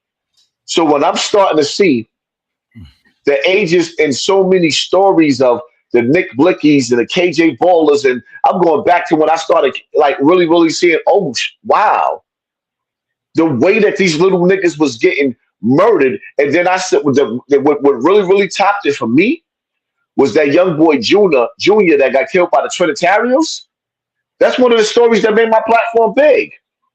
And then from there, when FBG Duck got murdered, I predicted his murder and I predicted what happened to King Vaughn. That's what really skyrocketed my channel when I started touching on those stories, because for me, it's like, okay, I grew up just like them little niggas. My whole crew just catching bodies. That's all we was. Well, that's all we did. And went to jail for bodies. So as you get older, you have a compassion because you know the mentality of a shooter. And to watch all them deaths, it was like, damn, nobody cares. Where's all the fathers at? Where's all the uncles at? All my slogans is coming, you know, just from this. And then one day a kid, a black kid from Jersey, they aired him out so bad his body was just twisting. So when I made the video talking about it, just trying to bring awareness, I was like, the nigga body did a hula hoop. And I think Doggy Diamonds got mad at me behind that, you know, because he was like, that was my man. He shout out to Doggy Diamonds. I think he got mad at me behind that. Doggy Diamonds, my nigga. Go ahead. But so another dude reached out to me, and I was telling Doggy that the dude brother reached out, and he was like, yo, I understand what you're trying to do. My whole thing was to bring awareness to all of the deaths that's happening because it was just too much. It was way too much. You know, so now when you're looking at a nigga like Gucci, man, he's supposed to be you supposed to be a general. You sold yourself as a general. Stand tall, my nigga, because I know niggas that's businessmen that got robbed and didn't go to the police. I know niggas that's businessmen that got robbed and still didn't go to the police. Gucci man has to go to the police because he know if that little nigga get out of jail, he'll rob him again. Next time he might kill him. Pooh Shiesty, elevator does not go to the top. That little nigga does not care about the success at all. He's standing on principle. You made me mad. You did what? I got you. and he doesn't care. Here, I guarantee you, Pooh Shiesty come home here, do it again right now. I believe that. I believe He'll that. do it again. I believe that. Let me say this right. Two things that appear to be opposite can be true, right? Gucci Man is a bitch ass nigga. And Pooh Shiesty is a dumb out, crash out ass extra. He's a dumb out. He is a slow ass nigga. So watch this. Gucci Man, the reason why you don't get no pass, because bitch, you've been continuously perpetuating that hard ass gangster shit. Even after the verses where he dissed the Dead again, he was on Instagram right before this incident happened late last year, talking about I smoke a nigga. I wish a nigga would. Even if I'm with my wife, I'll get a nigga together. But when the time came for you to make that decision, right? And then people, I don't like black people or anybody trying to convince us, well, you're trying to say he should have dumbed out. He should have did that. He didn't have to cooperate with law enforcement. He didn't have to do that. There were other options. I'm not saying go kill somebody. I'm saying he didn't have to do that. He used the police to get back at them. That's what niggas use police for, to get back at people who they're mad at. The ultimate revenge. The exact revenge on him, right? That's what the fuck he did. So he went against totally what he actually stood for. Yeah, and listen, and then the whole thing is, and then on the backdrop of all this shit going on in Atlanta, Atlanta has been running the game for how long? So the reason why people are mad at Atlanta, and this is just one more Atlanta thing, right? And I'm not dumping on Atlanta, but just it has to be said. You motherfuckers were in control of hip hop. Y'all the ones who told Kodak Black he was wrong for doing a song with 6ix9ine for $1 million, where he did one verse and he dissed him in the verse, right? You the one said no. He said, "Well, I'm gonna do with that. That's not my business. That's some shit in New York. I'm gonna do with me." They said, "No, you a street nigga. So as a street nigga, you supposed to abide by street laws and street principles." But at the same time, they were saying that about Kodak Black. What we didn't know, or what had we knew something was fishy, but you niggas had did what Kodak Black did times 10. Y'all was the ones who was selling all this gangster shit to the kids. But at the same time, you hypocrite bitch ass niggas was doing the opposite. You niggas are the problem. You niggas were selling this whole image about rules and regulations and G code, but y'all was violating this shit for money. 21 Savage said, "Hey Thug, relax. We've been knew Gunna was a rat. Whether you believe Gunna the rat, that's on you, right? We've been knew Gunna was a rat when he read it the first time." Well, 21 Savage ain't no good, so why would you take his word? Well, I'm not saying he acknowledged something that we all knew, but we couldn't prove it. We didn't have any there, right? He said, "We've been knew Gunna was a rat when he read it the first time." That's what he said, his words, right? And he said, "We've been knew QCP was a rat when he cooperated with the police on Stunner. We've been knew that." So, but we didn't shoot Gunna down because Gunna was representing the city. We didn't put QCP out there because he was bringing that bag to the city and put young niggas on. So right there, you niggas gave up and you surrendered the same thing. You niggas did the same thing that y'all criticized other motherfuckers for doing. And that's why motherfuckers like 6ix9ine. I don't have a problem with 6ix9ine calling them niggas out. No. I don't want to hear that. I'm glad he did it. I don't want to hear that he Mexican shit. So now y'all niggas talking about he Mexican. What the fuck He's a nigga. He's a nigga. What you talking about? Look, last time they treat that nigga like he a nigga. He's not no immigrant that just came over here who don't know nothing about the black struggle. He right? I'm not saying Brooklyn, man. But it was. And my whole thing is the hypocritic nature of that shit. It tells us that them guys were disingenuous the whole time. Number one, y'all selling death and destruction to begin with. And then on top of selling death and destruction to young impressionable minds, y'all faking and shaking on top of that. So Gucci, man, you the king of I shoot a nigga. You the king of I'm a tough guy. You the king of Gucci, man, was smoking on op packs long before Chicago ever did. Think about it. He was smoking on Pooh. I feel like a lot of times, brother, in the black community, and I'm pretty sure when Gucci came out, you was about 25, 30 years old, right? 25? What year? I'm old as fuck, bro. I'm 54. I'm 45, so you got like 9 years on me. Yeah, I feel like a lot of the black community was deceived, bro. We've been saying for years, these guys ain't it. They not it. They not real. Well, listen, saying they're not real is two different things. we can say they never had principle and morals, and they were never made of the stuff that they said they were. But it doesn't mean that these niggas wasn't dangerous and wouldn't get active. I just think it's a little different outlook of you coming from Detroit, right, and us coming from New York. And when you go around them niggas, you know these niggas. That's all it is. Like, I'm looking at these niggas, like, and I know you grew up in the industry. I know you've been in the industry, Dawgface. But I'm just saying, like, when it comes to, it's two different demographics. When it comes to Midwest, I'm a New criminal. York City, Let me tell you, niggas ain't it, man. You can tell. So you up close and personal with shit because you from New York, and that's that's Mecca and Medina of hip hop. I get it. So watch this. So when you know, when you've lived that life, you can peep somebody. But listen, most of the shit that they've been selling, most of the imagery they've been selling that shit from afar. And it's been convincing. They have money, they have power, they have hoes, they got jewelry. And to little impressionable minds, them niggas appear to be it. So I'm calling them to task because they have been promoting a message that they themselves have not been standing on. I don't want niggas to die and get fucked up and all that other kind of shit. I want to say this. Let me insert this real quick. I'm listening. Jim Jones, right? Mm-hmm. Certified gangsters, mm-hmm. right? I'm talking about biggest blood on the East Coast in the industry, right? Mm-hmm. I seen it on a bigger scale. When he brung Game over to the East Coast, they did the video with Uncle Murder in Brooklyn. Mm-hmm. I was looking at this shit like, damn, I know Jomo. I know Joseph Jones. I know his mom. So I'm sitting there like, yo, nah, that nigga was never like this. Like, what the fuck going on? So I see it on a bigger scale. Like, I'm right there looking at this shit. Mm-hmm. These niggas ain't what you think they are. Like, I'm like, no. So I'm from a city, but I'm like, nah. Yeah, I'm from a city where you have motherfuckers who we had our Detroit had some motion, right? So I know I know most of the rappers from Detroit who have motion. I know them. Yeah. Right? I know them. They know who I am. Whether they like me or not is a whole different subject. Shout out T Grizzly, you heard? Yeah, that's my guy. So I know most of them don't like them, but this is what it is.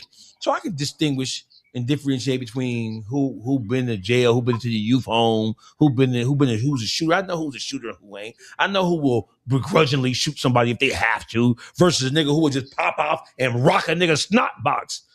Right? Your eyes rock a nigga snot box. Shout out to Hobbs on that right there. It's a classic. Right? You make sure you put that on a t-shirt. Send me some t-shirt, I'll pay for them. I see you cash out. Right. So listen. So the whole thing is just I'm personally disappointed in hip hop as a whole. But we didn't get here. Hip hop didn't get to where it is right now without a hand. And this is important because this is the best. This is the perfect segue. There has been a hand at work helping us. We don't get all this stupid ass shit being beamed across the world without some hand behind the scenes in the mix promoting this shit, because we don't own the motherfucking thing. So there's a hand at work behind the scenes pushing and promoting that. And Haas, do you want to chime in on this before we go to the next subject? I mean, it's definitely a hand, but you know what I mean? There's also some real characteristics, you know, some real dudes in this shit too. It's just that Gucci man, I've always seen through the nigga once. Like, for me, when I seen him put that ice cream cone in his face, and then the nigga Mike Tyson was like, I guess he want to be licked. I couldn't take the nigga. But that was a good. You Boogie Down Production, New York City. Haas has the advantage of seeing a lot of this shit before. We knew these niggas wasn't that. I'm sitting there like, hold up, no. Yeah, but hey, listen, Els, a lot of these young, impressionable people, they don't know how to distinguish and differentiate between what's fact and fiction no more. Hip hop is a real life thing, and the shit these niggas is doing, you can touch it, you can hear it, you can taste it. These niggas really, you have niggas who not like that. Once they become famous, they turn into they turn into that. They instead of using their money and power to remove themselves or to improve the conditions of their people, they use their money and power to dig deeper to the fucking murky the mud of the hood. Look at what happened with YSL. You niggas, Young Thug, you a megastar. You can go to France, nigga. You can go to Spain, Monaco. You can go gamble on the coast of fucking Monaco if you want to, right? But you in the hood, literally. I always thought Young Thug was a 90-pound nigga with wet boots. Like, I'm just being honest. Like, I never looked at these. Once he put on a dress, and it was too many signs when it comes to Young Thug. Nigga, I knew he wasn't gonna stand up like that. Nigga, I knew he was gonna be on a phone tap and talking about everybody. He's a bitch. That's what bitches do. So I already knew what type of time he was on. I don't understand. But you know what though? Our face. One thing I won't let niggas get twisted with Young Thug. That is a dangerous rat, and niggas can sleep on him if you want to. That nigga, with the power that he had, got a lot of niggas murdered. He got a lot of niggas touched. Allegedly. You know what I mean? Allegedly. He got a lot. Listen, man. Go out like that. I can't let you go out like that. At the end of the day, just like NBA Youngboy, that little nigga pushing buttons. But a lot of suckers always push buttons. Suckers push the buttons, man. Does it make like Diddy. Yeah, like Diddy. Suckers is the ones with the money. Like Diddy. Yeah. And so I'm glad. So listen. Let's go. Who did he had a reign like never before? Was what Diddy doing? And because I'm on the phone, I'm on the line with two New Yorkers, so I would be remiss in my responsibilities as a qualified urban journalist if I didn't ask this question. Right? Diddy, there have been whispers, some louder than others, about Diddy's behavior and activity for years, for the better part of 20 years. How could Diddy do what he did undetected or without New York artists and pushing back and like, hey? Well, I got to stop you there. What did he do? Well, he was everything he was accused of. Hold up, Haas. Exactly. What did he do? Everything he was accused of. No, he didn't. No, everything. That's why he's getting out of August. That's why he's getting out of August. Listen, here's the thing, right? Let me tell you. Here's the thing, right? When it comes to rituals in the industry, yes, you can't be arrested for you cannot be arrested for rituals in the industry. They protect each other for that. So what they tried to get him on is the things that he did outside of the industry, because all of the homo games and all the foul games and the jism, like see, because for me, nasty word. Like when you sit back and you really analyze men that call themselves real niggas, and I like me sit up there listening to the nigga Mano defending this nigga. You got one nigga sit up there saying, "Yo, I woke up in the bed with my asshole hurting." Then another nigga saying, "Yo, you ain't never been to a Diddy party." Like, hold up, my nigga. When did real niggas started defending niggas that's piping other niggas down? But we don't. From where I come from, guys, no, I'm not about to let you get away with that. No, don't make us go at it, nigga. Because I'm gonna let you know. No, you had to cover this trial from the beginning to end. I watched it all every day. No, bro. That's not what's going on here, man. I gotta wait. My nigga. My nigga, powerful, man. They wanted my nigga, away, man. The man wore other niggas' jisms on his nipples. I don't want to hear shit you gotta say. Okay. Escorts. Okay, what? That he paid cash money to come in and bang his joints, right? Yeah. Hey, and leave. He's GAY. That's his preference. But now, as far as running up in men, running up in children, that's not what we seeing. Hold up. Come out. So you swear and solemnly swear to tell me you the dumbest nigga on this earth to believe that a nigga would allow a nigga to put his jism on his nipples. Listen, no. But won't go no further. He ain't going no further. He gonna just leave it. He just want to put the jism there, right? You out of pocket, those boys, dog. Hold up, Haas. Okay. So she used to go in the back room, and then he'd do that to himself. right? He didn't do it in front of the guy. No, I'm being honest. This is what I've watched the whole trial. And there's nothing about no children. There's nothing about him taking advantage of people like they tried to paint in the beginning. What are we doing here? So listen, so this his Rob will say, right? He's a cuckold. You know what the cuckolds is. No, we don't say that word on the show. We don't say that word. Let me hold on. No. See, listen, power bottom. We don't. Okay. Power bottom. Okay.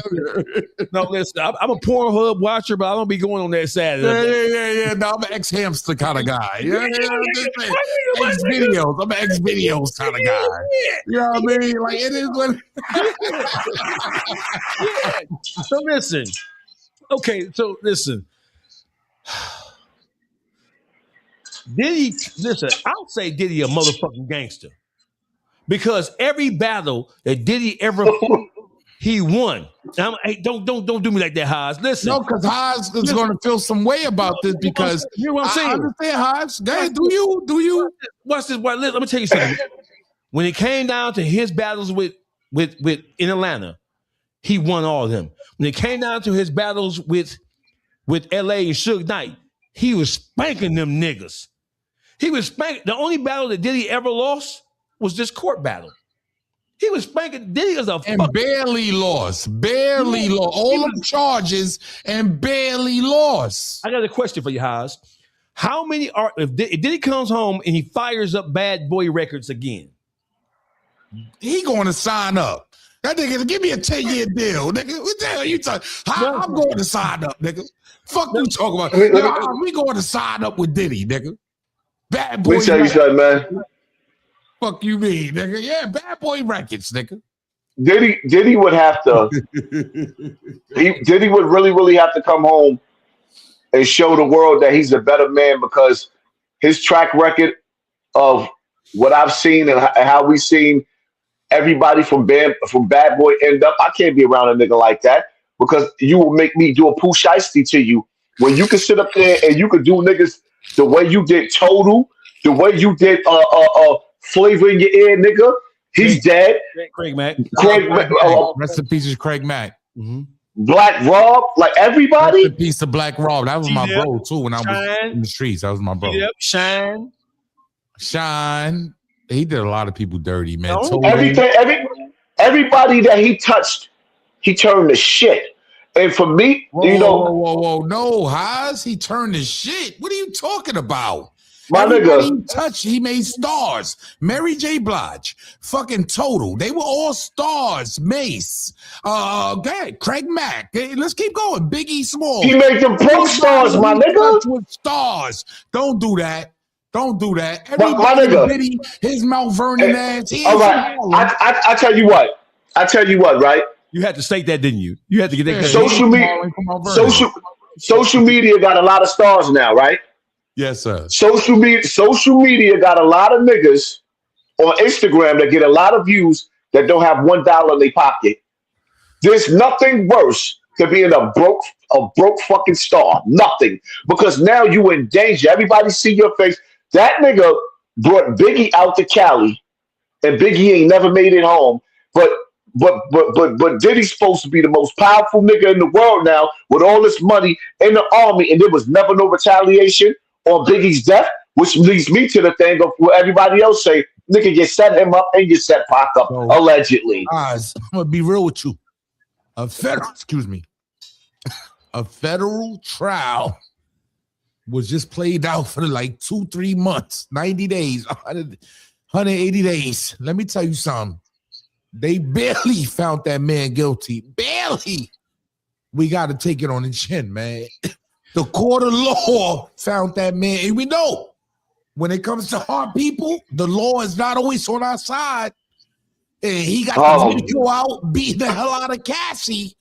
Come on, man. It was a lot. A lot that came out in the beginning. The children involved. It was so much involved. Children. You know why I can't. You know why I can't buy that. He's using men, and none of this shit came out at trial. You know why you can't. You know why you can't sell me that. You know why you can't sell me that. Wow, what's up? Because mostly every nigga that I know that caught bodies, they beat their fucking bodies, not guilty. Most of the killers. Hold up. See that? No. We are, because I hate when niggas sit up there and play this stupid court shit. Every nigga that I know that the court said did it, that beat their case, they really did it, but they home. You gotta prove. I'm not gonna sit up there and say just because a nigga wasn't found guilty in court that he's innocent, my nigga. I've been to jail for multiple murders, not one, multiple. My co-defendant that's in jail right now for another body in Connecticut right now. He beat that body in trial. Not guilty. Nigga guilty than the motherfucker. What are you talking about? Nigga, He guilty than the motherfucker. That Dawgface, put that up. That's fire. Nigga, that's crazy. That nigga said that nigga guilty as a motherfucker. Yeah. Like, come on, man. And so after so when we dealing with courts, on top of that, the feds, they ain't want to charge him with that right now. I get what you're saying. They can come back and charge Diddy with that later. I'm not going to sit up there. The one thing I'm not going to do is I'm not going to never accuse Diddy no more of touching any children until this children produce. I won't accuse him of that one no more. You know, because at the end of the day, yes, we all heard the rumors about Usher and all the rest of them, and whatever the case may be. Automatically, right? So the media is built to turn your stomach automatically. Once you hear kids, you like, oh no, Diddy ain't shit. Lock him up forever. Do the R. Kelly to him, right? That's the first thing we're going off of. So that's what I'm trying to get instilled in your brain, bro. Sometimes they pump out stuff. So it's kind of like the Charlemagne was going on with him. He's been pumping narratives to save Rock Nation from all the F shit that they've been doing. Hey, hold on.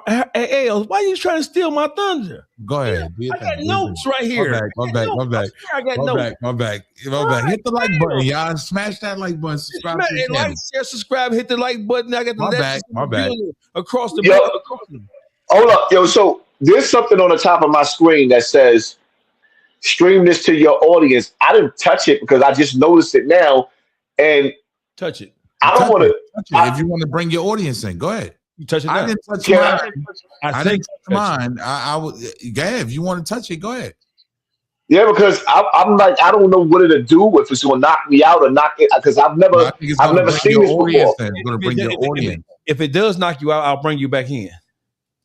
Let me see some. Log in or create an account.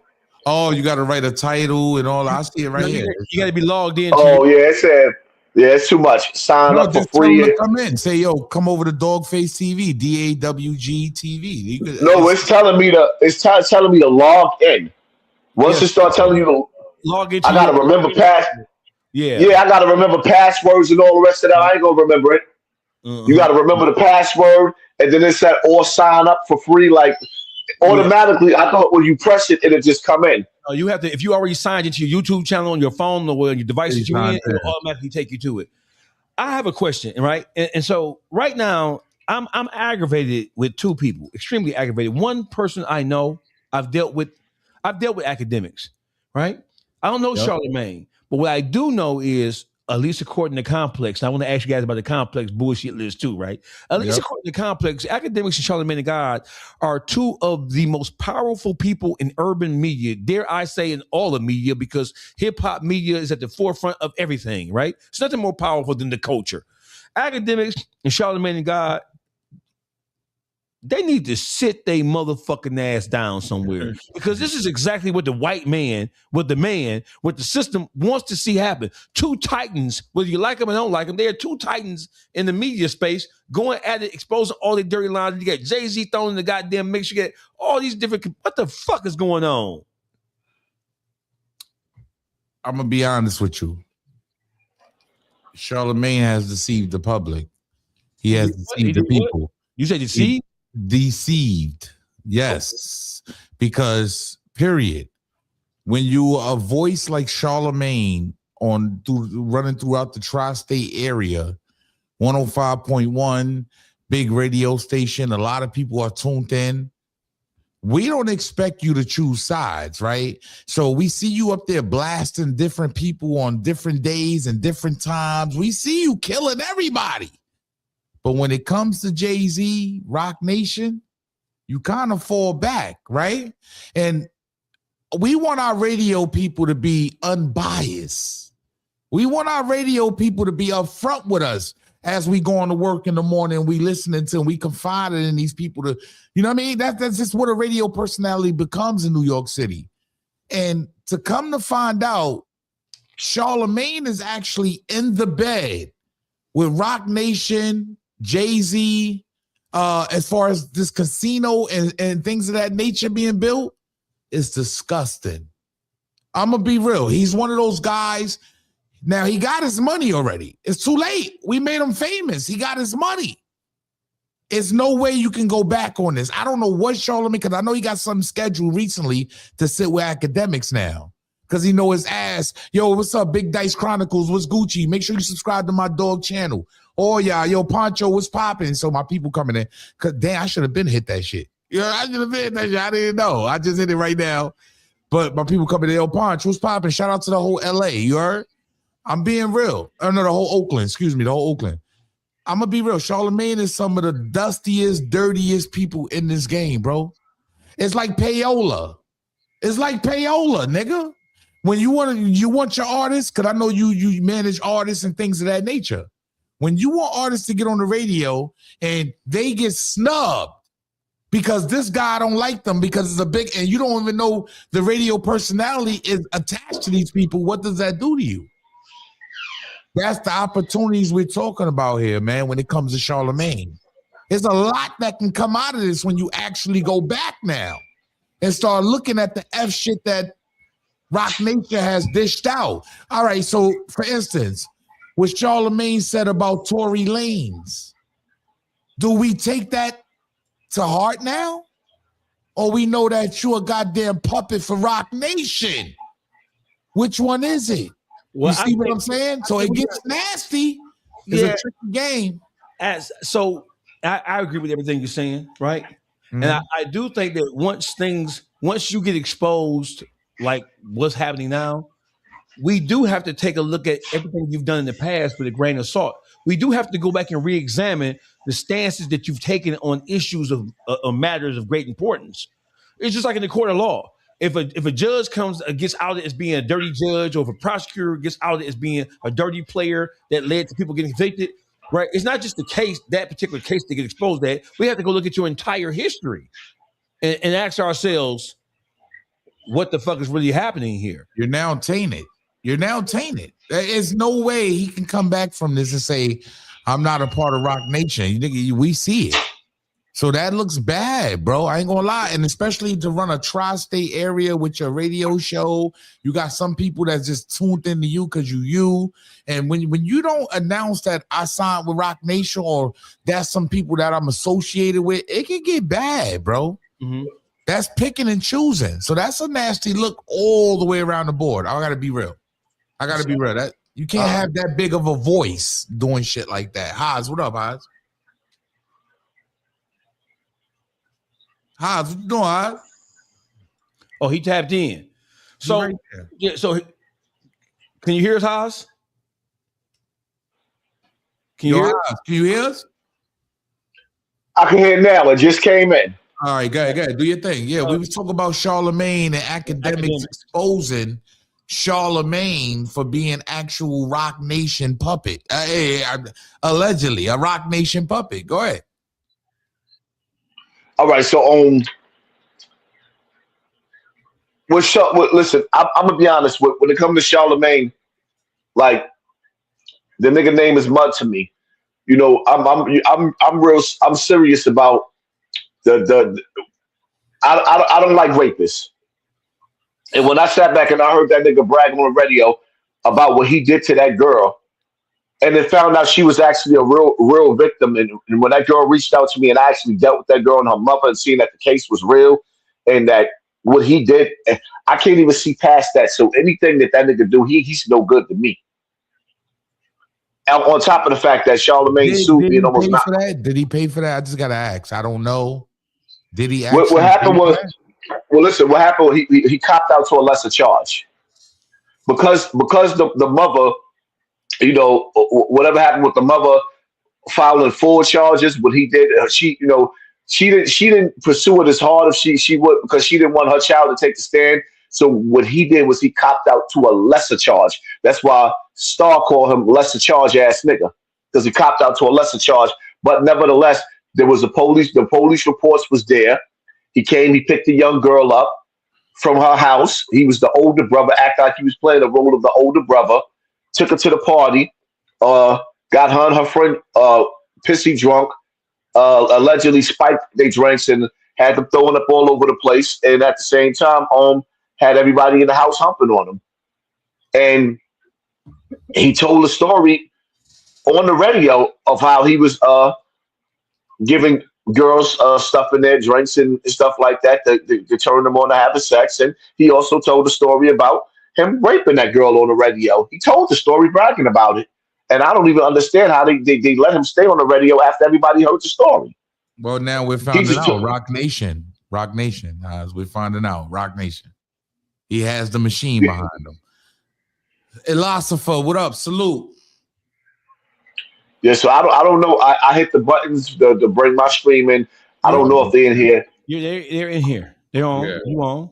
I just brought my Okay. So so we got to represent the way we supposed to, because sometimes when we do StreamYards, YouTube don't be pushing it like that, and we big dogs in here. We can't be having no little audience. Shout out to everybody coming in the building. They late to the party, but they're here. Yeah, share. Hey, listen, the conversation has just begun. Charlemagne, Akademiks, they both have things that we don't like about them, and then there are things that we can tolerate.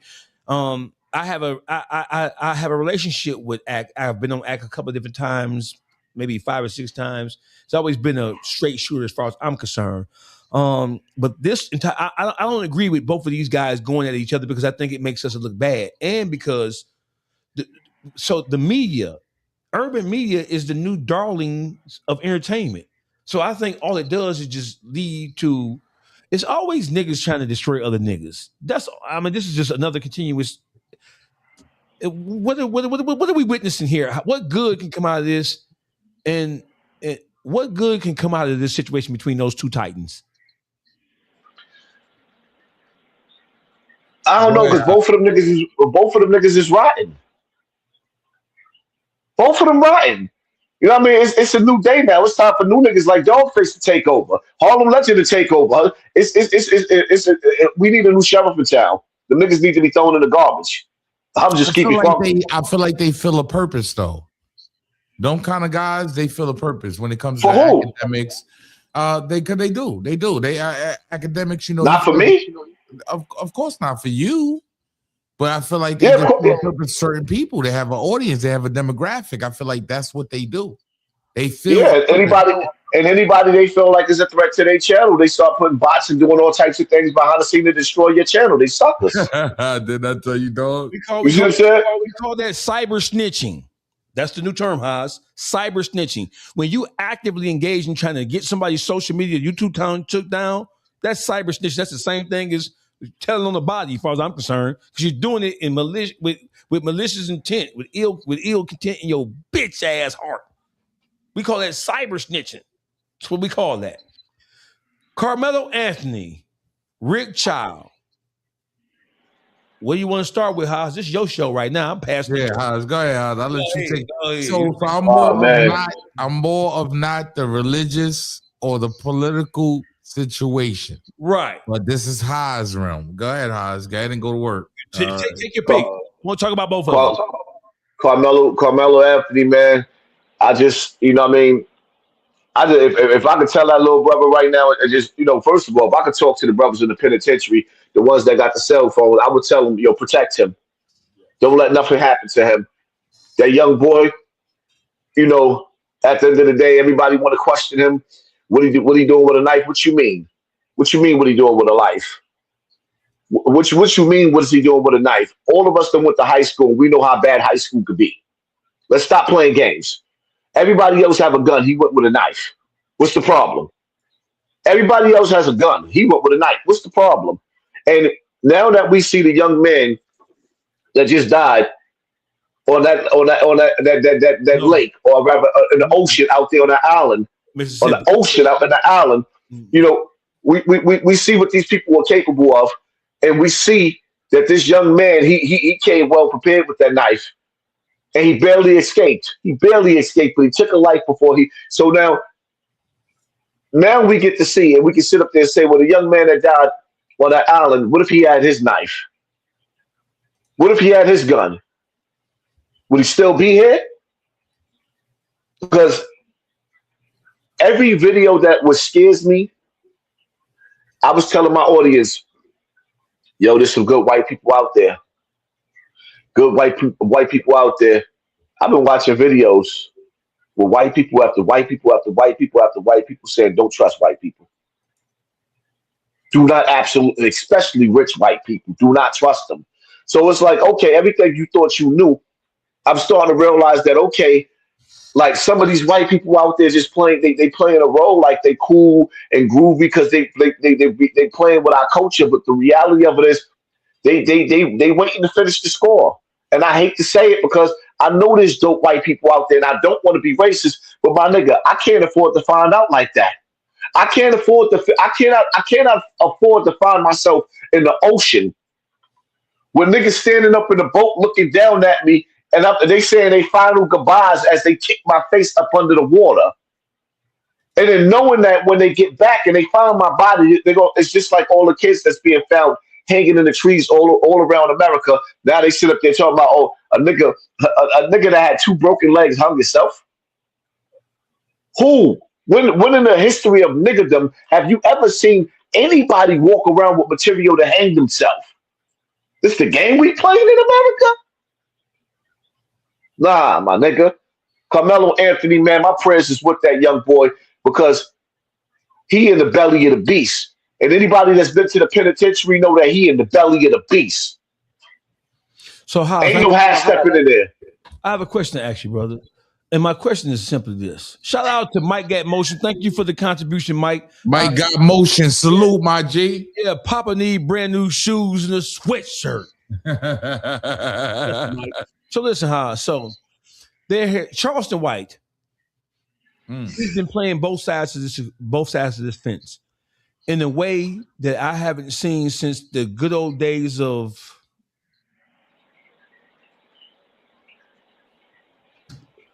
Charleston White. To me, he's not a part of the culture. All 3 of us are part of the culture. We actually have a place in the culture, in hip hop and music in the culture. He's a part of YouTube. I want to distinguish that. He's a part of YouTube. He's a YouTube creation. He has no value when it comes to anything else connected to our culture as a people. So let me just say this. Charleston White, in terms of how he handled. Real quick, Dawgface, you know Hassan Campbell's the one that brought him to YouTube, right? All right. I know he's responsible. I'll just put it out there like that because he got what I saw first. Hey, I got a sound effect for everything. With Hassan. Hold on, here you go right here. Hey, Hassan, this is for you, brother. You big dummy. You big dummy. You big cold-blooded dummy. You big. I ain't gonna lie. Yeah, he did it. Yeah, he did it. What? Well, actually, it wasn't me. It was me, but it was honestly speaking, my boy Timbo Infomons, man. You know, Timbo, like he hooked us up, and at first I wasn't going to deal with Charleston White because I was skeptical, and I never go against my instincts again because I knew it was something up with him. But when all of the he worked with Congress, he did this, he did that, he did this for the children, for the children, for the children, for the children. I knew something was wrong with the nigga, but I said I can't prove it. Sorry, I'm gonna rock with this nigga, and we're gonna see what he do. Now, you know, Charleston White has duplicated my whole style, and he done took it to the 10th power. To see him to be as phony as he is and not care, he's a cold-hearted motherfucker. And honestly, me personally, like I don't wish death on people, but I think he should die. I think that nigga should drop dead, like all the way drop dead. I agree. God bless. Yeah, I agree. And let me tell you why. I'm gonna be real. Like, I really want to see somebody like just hit the nigga in the head with a axe, a meat cleaver, and just chop the gut and pull the whole good eye out, like Kong, and pull it out, because he's that disgusting and that filthy to me. The shit, like, for you to sit up there and actually act like you're gonna help that boy's family, and then to know that that boy is brokenhearted, he's in jail, he wasn't a criminal, now he's in the hot water, facing white man's justice, black man's grief, him versus the whole white community and some of the black community, and to have Charleston White befriend him and then stab him in the face. Stab him in the back and then turn around and put his face on T-shirts, calling him a watermelon felon. Like, I hope Charleston White mother get hit by a car. I hope his kids get flushed down the toilet. I hope his wife croak. I hope his prostitutes give him AIDS and anal sex and all the time, put dildos in his ass. I have nothing good for Charleston White. Fuck him. Well, just tell us how you really feel. God bless America. I don't know what's going on here. Like, whoa. This is the wild style hour. So listen to this right here, right? So Charleston White went on Vlad TV, and on Vlad TV, Charleston White told a story in which he said that that Karmelo Anthony's father was he acquiesced, that he was an accomplice to the whole watermelon felon T-shirt scheme, where in which they were trying to trick and manipulate white people into supporting it. And so he went on Vlad and said, "Hey, Karmelo's father, it was a plan. This was all orchestrated. We were trying to get money from the same racist people who, right? So listen." He criticized Karmelo's father and said that he was milquetoast, he was weak, he left his son to be sentenced by himself. He was just at the third. He criticized him to the ground. And now he received so much backlash from the whole watermelon felon thing. He went on Vlad and tried to clean it up. I don't believe anything he said on Vlad TV. That's one. Number two, I refuse to believe that Karmelo Anthony's father agreed to allow Charleston White to criticize him like he did in front of the whole world, knowing that's the hottest issue in the land.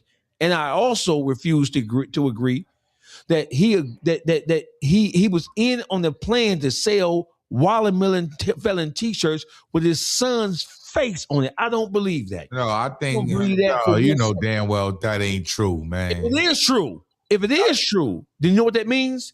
If Karmelo Anthony's father agreed to that motherfucking plot and plan, he said on Vlad that he sold 300 T-shirts for $40 a piece. That's $12,000.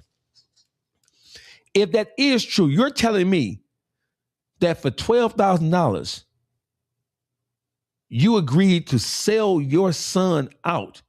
You agreed to allow somebody to humiliate you and your son on the world stage. You agree to that?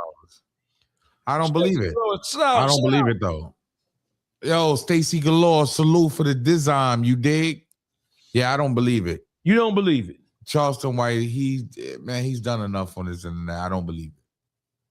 He's good at spinning the narrative, bro. Whenever you go get with an Aiden Ross, knowing how he's talked about black queens and things of that nature, like, yo, come on, bro. You know what's going on here, man. It's all about the mighty dollar. And to be honest with you, I stopped holding shit against Charleston White, man. Now, he's already on. Hold on 1 second. Hold on. I got to do something. Hold on. Station break.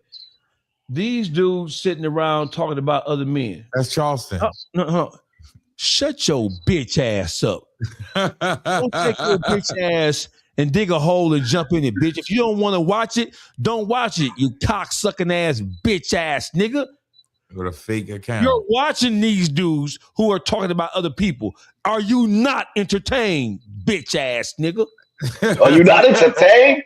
Is this not why you here, you bitch ass nigga? What are you talking about? Go stand in the fucking corner. Cocksucker. Right. Now, carry on, my dear brother. Yeah. Listen, man. Listen.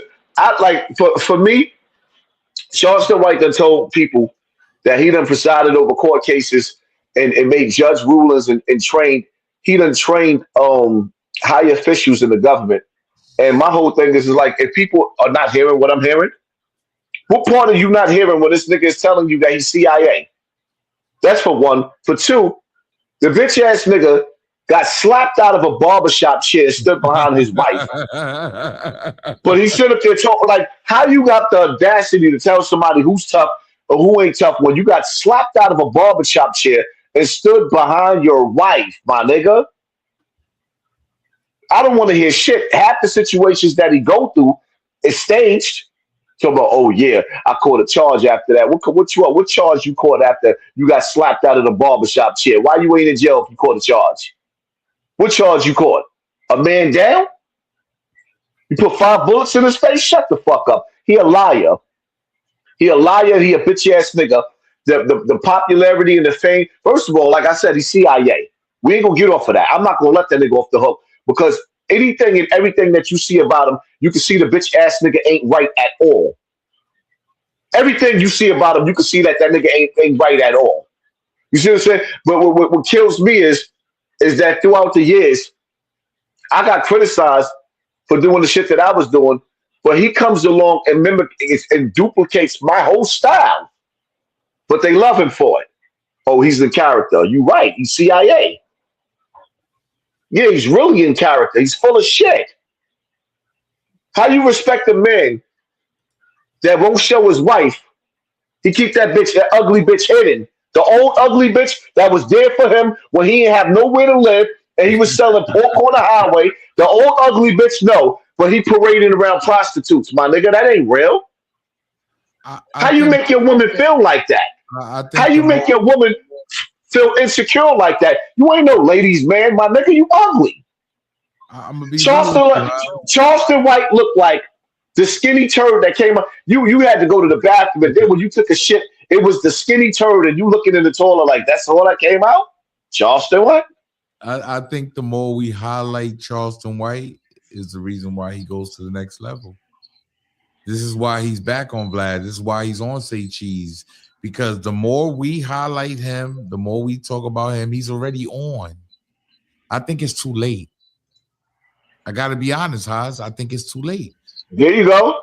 No matter how much we put up stuff like this, right? No matter how much we put up stuff like this. Hit him in the head with the headshot. Yeah, you heard? No matter how much we do stuff like this, he's Charleston White. It's over. We don't let him in. Hey, Els, this is we call this creation the Charmar. Pause, my G. Pause, dog. Yeah, it's wild. It's wild for my nigga. Once I saw the nigga Aiden Ross talking about what he was describing Charleston White dick, it was over. That was the other part of his plan, Charleston White's plan. But the reality of it is, Charleston White said too much. He's never going to make it to the next level. He's stuck right where he at, just being a class clown. He's on the class clown level. He got reduced right back to where he's at because they sat back and they watched all the stuff that he was saying about white people, about raping white people. And a lot of people are reposting that as they should. Because the reality of it is, no man ever think that it's cool, especially a motherfucker that's supposed to be a savior of children, should ever even play with the word rape. That word right there is off limits for everybody with integrity. Well, the reason why it balances out because he's done the same to both sides. He knows how to play the fence. Of course. When something happens to the white people, he's going to jump on the white side, right? When something happens with the black people, he's going to try to jump on the black side. And he didn't get the same reception from the black side. So he's going to always ride with the other side. It is what it is. I get Charleston White. He's a character. I get what's going on. So we know it's an act, right? So we guy that took the stand. This is all over the fucking. He's a YouTube avalanche chaser. He cherry picks the most controversial, the most controversial topics in urban media, and he niggles them, right? And he's admitted that he takes the opposite side of what he believes in. just to keep himself in the algorithm, just to keep himself in the messiness. What's gonna make these niggas jump out their skin? Whether you're white or black, that nigga don't care about nobody. What's gonna make you Negroes jump out your skin? So what he is so I agree with you. What he is he's the quintessential example of a sellout, house ass, bitch ass nigga. That nigga reminds me of a civil rights leader, Al Sharpton. That nigga is a modern day Al Sharpton motherfucker. I said that. Yep. But you know what though? Or Haas just the smartest motherfucker on this planet. No, he's not that smart. No, he's not. Listen. Everybody's not talking about him. Some people with integrity won't even tune into the nigga no more. They see that nigga and look in the opposite direction and see what's gonna happen with Charleston White. I'm gonna tell you something, right? We are going into America's getting ready to go into all types of things. We on the brink of World War III, Civil War. The cost of living is going up. You got ICE agents all over the place. Pretty soon, America and the content and the things that's going on is going to take a flip. And when things flip upside down, the people that's looking for a hero and looking for a leader is going to turn around and look at Charleston White, and they're going to hunt that nigga down.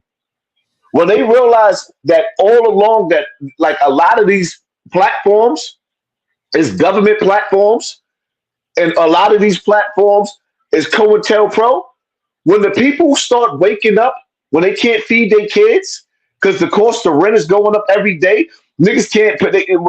Just wait a minute. Give it another year and let's see what Charleston White is at. Because believe it or not, certain platforms are thirsty because they'll get a couple of views pushing him in the algorithm of Satan, which is weird. It's weird because top YouTubers right now, are being suppressed. But this man that they talked about, everybody, even the Jews, is still being pushed. He's done. It's still being pushed on the internet. And why is he still rising? Why is he still doing what he's doing? No, he's not still rising. He's stuck at the same pace, but he's just still getting numbers. Let me tell you something. He's probably getting more numbers than all three of us put together. Not on his own page. You know why? Not on his own YouTube page. I'm gonna tell you. Not on his own YouTube page. All he has to do is do an interview. That's all he has to do is talk about some shit. I'm telling you, man, when it's all said and done, he's going to be one of those guys on the top looking at us dumbasses for supporting him and not going to care. So listen, so here's what I'm thinking, right? I already see what his whole move is. He doesn't care about none of this shit. I think we're playing too deep into Charleston White, to be honest. Well, this is what he wants. Right now, he's sitting back smoking a joint. So he's looking at us like, look at these damn fools. So, but watch this though. Allow me to introduce a different way of looking at it. Right. So, as a people, right, the black community, right, black men have been negligent in their responsibilities of safeguarding and watching over the community as a whole. A part of our negligence is our failure to use our voices to call out shit. And there may be a give and a push and give when it comes to, okay, you talk about this, you're making bigger. But that still doesn't mean that we don't have, intelligent minds have to step in to address obvious wrongs. We can't let him run roughshod over everything and not challenge him. That's a problem with black people. So we know there's a dangerous game here. The more you talk about him, the more you elevate him, because this world loves negativity. They love to see niggas fight and niggas go back and forth. But we still have to challenge that bitch ass nigga. I gotta beg to differ because we didn't challenge him in the beginning. That's the problem with black now. We don't challenge. We let him come on in. He's a black man. Later on, it comes out he's on the fucking stand. By then, he's already making his rise. We still support it, and a lot of people in the black community still supported him. Listen, because he didn't come in with the same spirit that he has right now. He came as exactly calling out the listen. The nigga had Confederate flags on in the middle of his goddamn career, bro. That wasn't in the beginning, though. That wasn't in the beginning. It was in the middle. Yeah, but here's the whole thing, though, You right? still got black creators reaching out to him like Sean Cotton, and these guys are putting him on big stages. It's about click, likes, and views. We get that. It's about money. A nigga's an interviewability goat at this point. There you go. Right. So here's the whole thing. My thing is that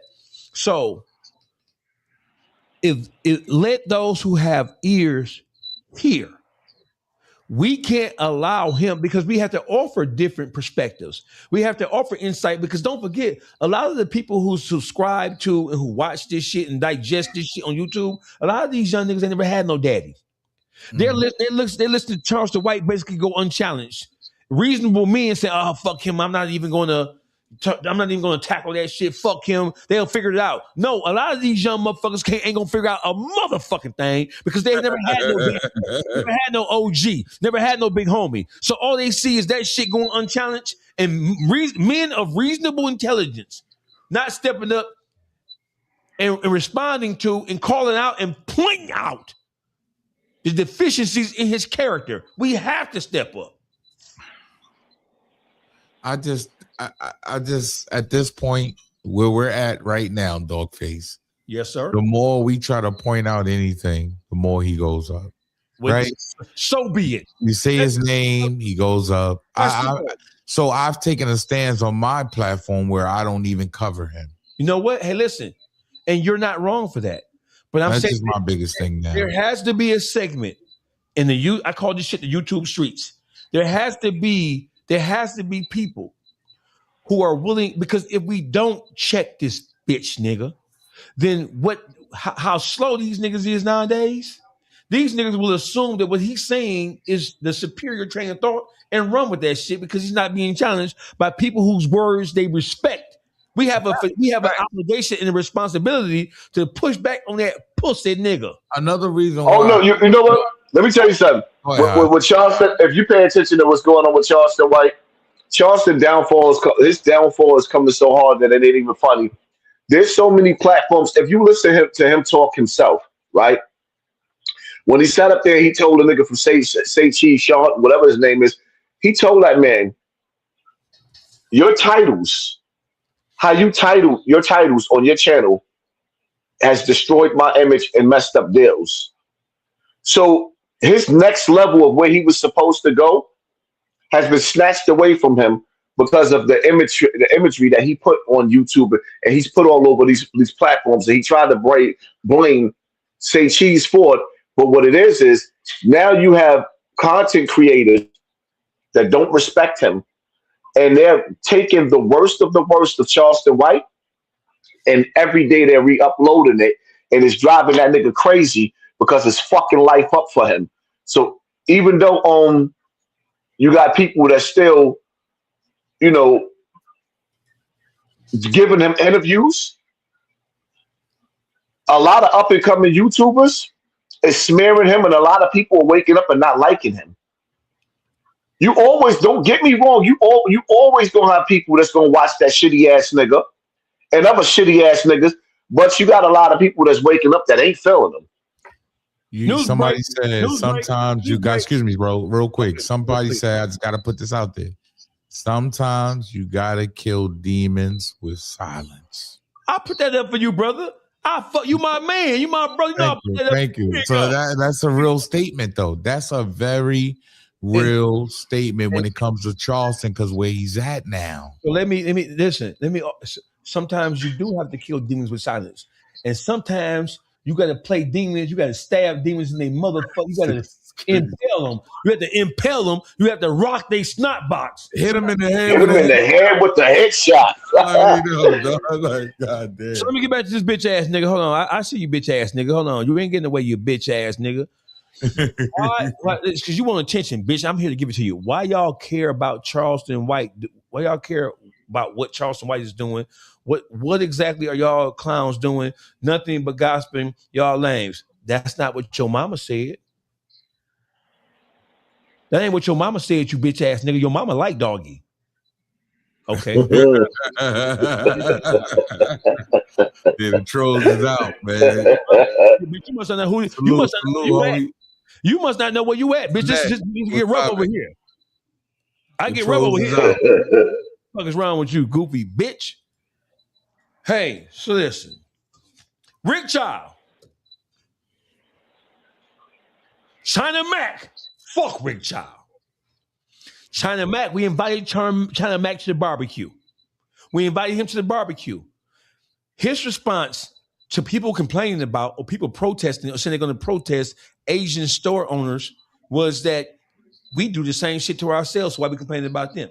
And he talked about Asian hate. First of all, as reckless and as destructive, as implosive and as explosive as black people are, we're never as demonic to other people as white people are to the entire world. That's one.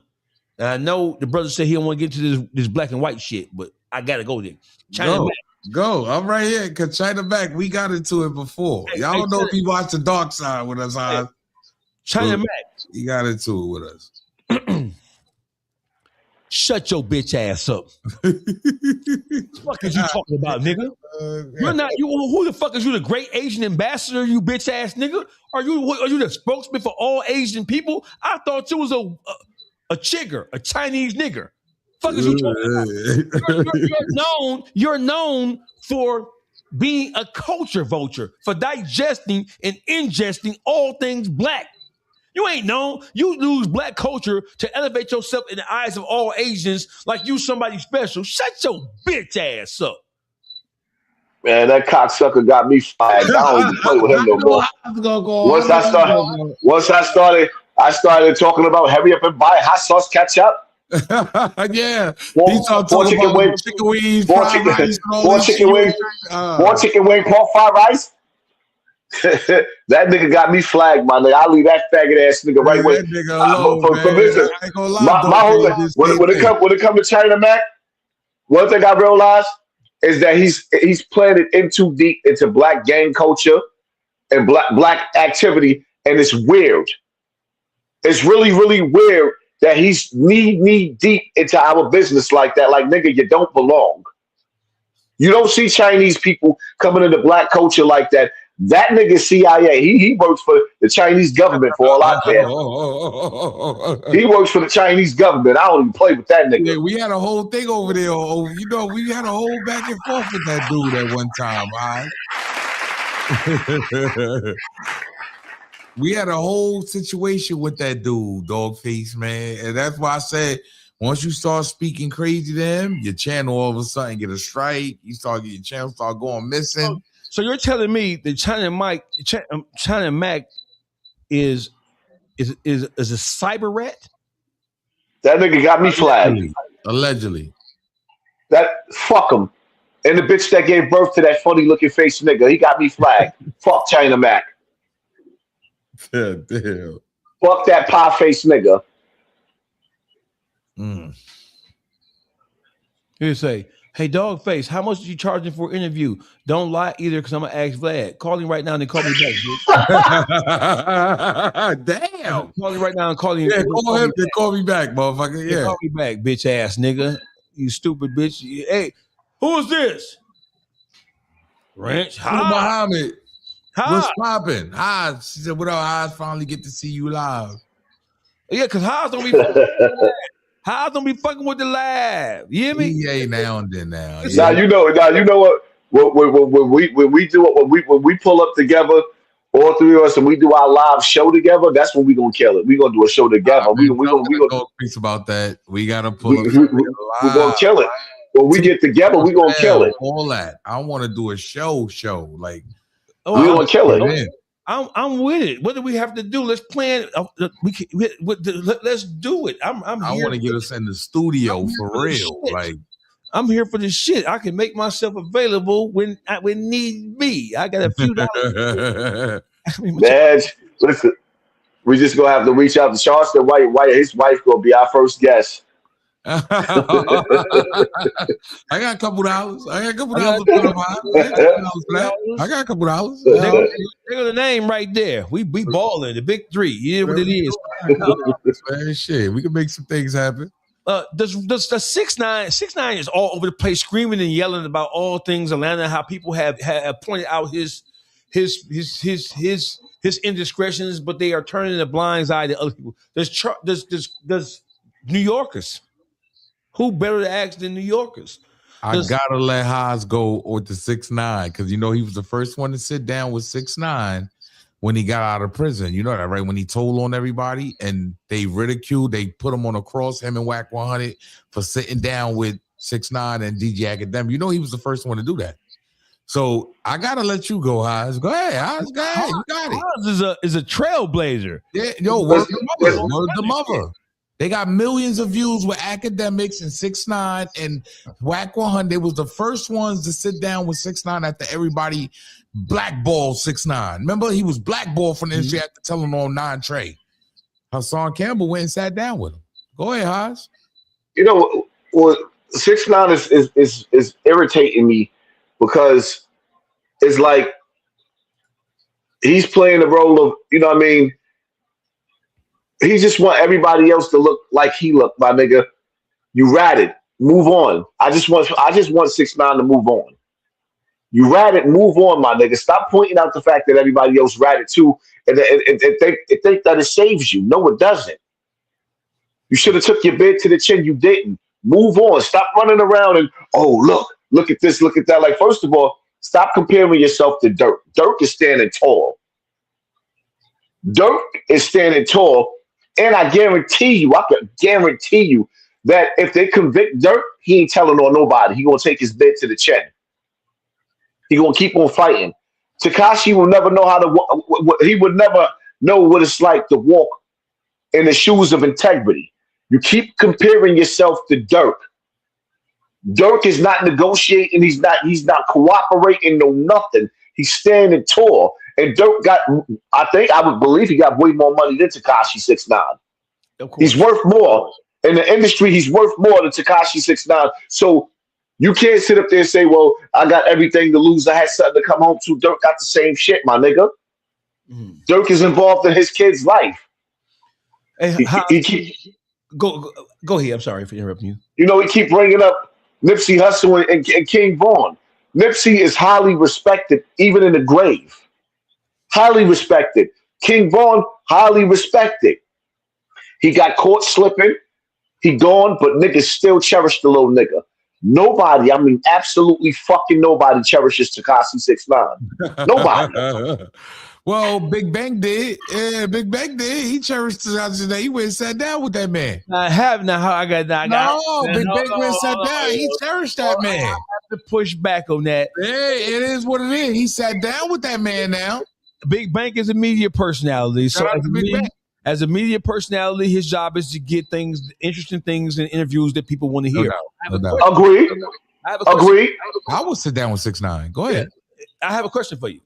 My question for you is, who is responsible for 6ix9ine? Is it the people who should have known that he wasn't qualified to occupy that space in time? Because 6ix9ine doesn't get to be in a position where he can tell on anybody. And people say, well, we knew he wasn't like that to begin with. Well, if you knew he wasn't like that to begin with, why you put him in gangster's business?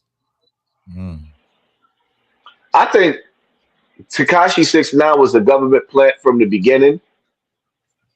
But in order for the people to accept him,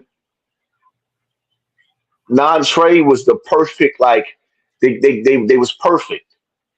Are you saying they were duped into accepting him and pushing him? Is this some COINTEL? Yeah, of course, absolutely. Like, you got this one.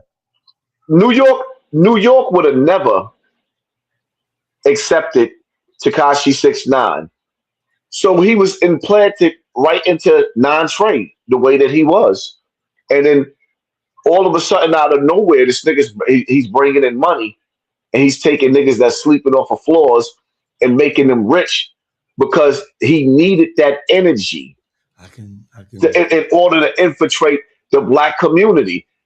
Tekashi 6ix9ine, I mean, let's be real. For Tekashi 6ix9ine to get the success that he has was impossible. Nobody in the black, nobody in anywhere in the land of niggers wanted to see a fucking rainbow hair Mexican running around on our screen. And even still, I could tell you right now, I cannot sing not one lyric to none of that nigga fucking songs. Not one lyric. Me either. I don't know. So he was deeply implanted by the government. I believe that since I first seen him. But could we prove it? No. So then you got to understand too, it's not easy. Like when to become an artist in today's time, especially when Tekashi came through, all of the rappers are hand-picked. They're selected. All of a sudden, he playing on the radio. All of a sudden, he's the big homie, the big blood, and he got the right niggas with the right names around him. Hov, Nuke, Shoddy, Melly, Jim Jones affiliated through a distance, but he affiliated with all of the right niggas. Like, that's not coincidental. That's government. And now it's starting to come out. Real quick, I think it's very easy to infiltrate, right? When you got a bunch of dirty bloods that ain't never had shit. I'm being honest, bro. When you got a bunch of dirty blood dudes and you see a dude with some talent that could possibly get you somewhere, I think it's very easy to infiltrate. It's been happening for years, since Malcolm X. It's been happening. If you could look like you could change somebody's life, they're going to let you in. It is what it is, and it's been going on like this with these gangs, though. Like the gangs in New York, Dawgface is a little different, right? If you got a little swag, a little couple dollars, and you can help these bum-ass niggas, you're going to be well off. That's a fact. And the reason why I say that is, right, because you wouldn't think 6ix9ine wouldn't be even involved in these crimes. He was actually involved in this shit that he told on. And that's what my question. Tell you, man? And that's where my question is birthed out of. And my question is birthed out of the 9 trade niggas are serious. Dirty or not. They were serious, and they were people who would do shit and make shit happen. And so I don't think that 6ix9ine should have ever been put in a position to where he knew anything about anything criminal outside of. I think that as the people who brought him into 9 Trade and allowed him to be exposed, hey, he's the talent, he's our bag. The people who allow him to be anything more than that have to accept some of the responsibility for what he did to them. Got to take some of the responsibility. Well, me personally, I grew up. The mafia, Ales, the mafia. If what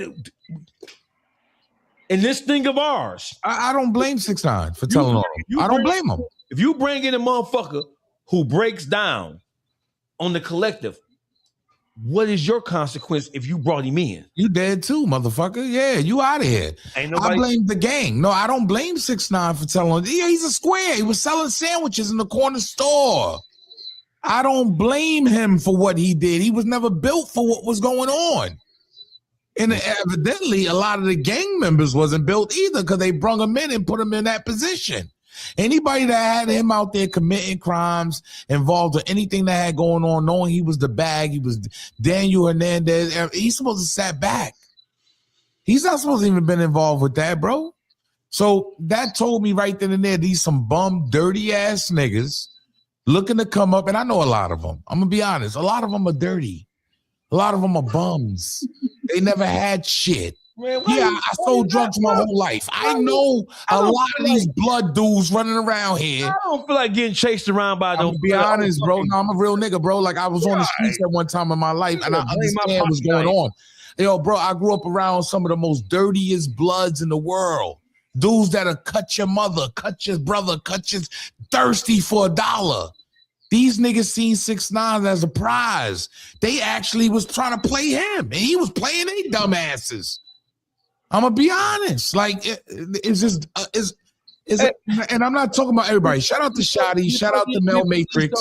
Before this show started, you promised me that you wasn't gonna do this. I know it's just dirty bloods, man. I'm being honest. It's dirty bloods. I don't feel like having a beef with no bloods, bro. What are you talking about? Dirty, man. A lot of the bloods are disgusting in New York City. You'll be surprised. Nah, I'm gonna keep it all the way funky. Listen, Harlem is right. A lot of these bloods in New York City is dirty, filthy, rotten, bum ass niggas. And see me, I lightened up because throughout the years, I used to tear them niggas to shreds. And that's where Charleston White stole my style as well. It was 2 people that I came at the industry. I was the only nigga up here coming at the industry. and the only nigga coming at the gang shit. So that's what Charleston White kind of like. He like, all right, I like this nigga Lane right here. Now he dissing every gang. I diss Jay Prince, he diss Jay Prince. I'm beefing with Whack 100, he beefing with Whack 100. Like any big story, or any big thing that happened, he's duplicating what I'm doing. So that's you know what I mean. But yeah, them gang niggas in New York, they dirty, dusty niggas, dusty man. ass niggas, disgusting, diabolical. Yeah, dusty ass niggas. Yeah, them blood niggas is diabolical, bro. I'm gonna be honest now. Shout out to Harv, shout out to Nuke. It was a power struggle. I don't know if you know the structure of what happened in New York with the 6ix9ine thing, but it was a power struggle. So when you have two gangs that's repping non-trade, but there's two different power struggles, two different powers, these guys is fighting over this little colored hair nigga. All you niggas is ignorant if you ask me, because a lot of them had potential to actually go somewhere. Shout out to Nuke, shout out to Harv. A lot of these guys had power of hundreds of men, and they worry about this guy, who within terms set them up and locked them all up. You can never get around the dirty blood situation. A lot of these niggas be dirty ass bloods, bro. And that's just what it is. And I grew up, I came in doing content on blood, Crip situations, Latin Kings, and Yetas, GDs, BDs. I grew up around this shit my whole life. So at the end, I'm one of them guys that never turned gang. You understand? So that should tell you something, bro. I never was a follower. You understand? A lot of guys followed, got 3 barks on their arm, and I didn't follow. I was always against that gang shit. These dudes is clowns, man. And not everybody. You heard some people just got caught up in that dumb shit, and they didn't need to do that. So, I don't blame 6ix9ine. Tell them some old niggas. These niggas is dumb as hell. Tell them some old niggas. I can't wait. I will agree. So listen. So do we give them an excuse? Do we give them no? So no excuse, no nothing. They need their food in. Them niggas need punched out the gang. Because where I came up, if you brung a nigga like 6ix9ine, then your ass was grass. Now, these are a lot of real niggas we talking about. Niggas that was really putting on. See, so I'm going to tell you this, right? It's easy to put on, right? Be a gangster, but can you make some money? That's where a lot of niggas hit a hard place in the hard rock. Like, nigga, can you make some money, nigga? So the reason why, I named my channel Harlem Legend, because I don't look at myself as a legend, as a nigga that was out there putting in work and putting niggas in the ground and hurting people. No, I've got niggas that I've made millionaires today.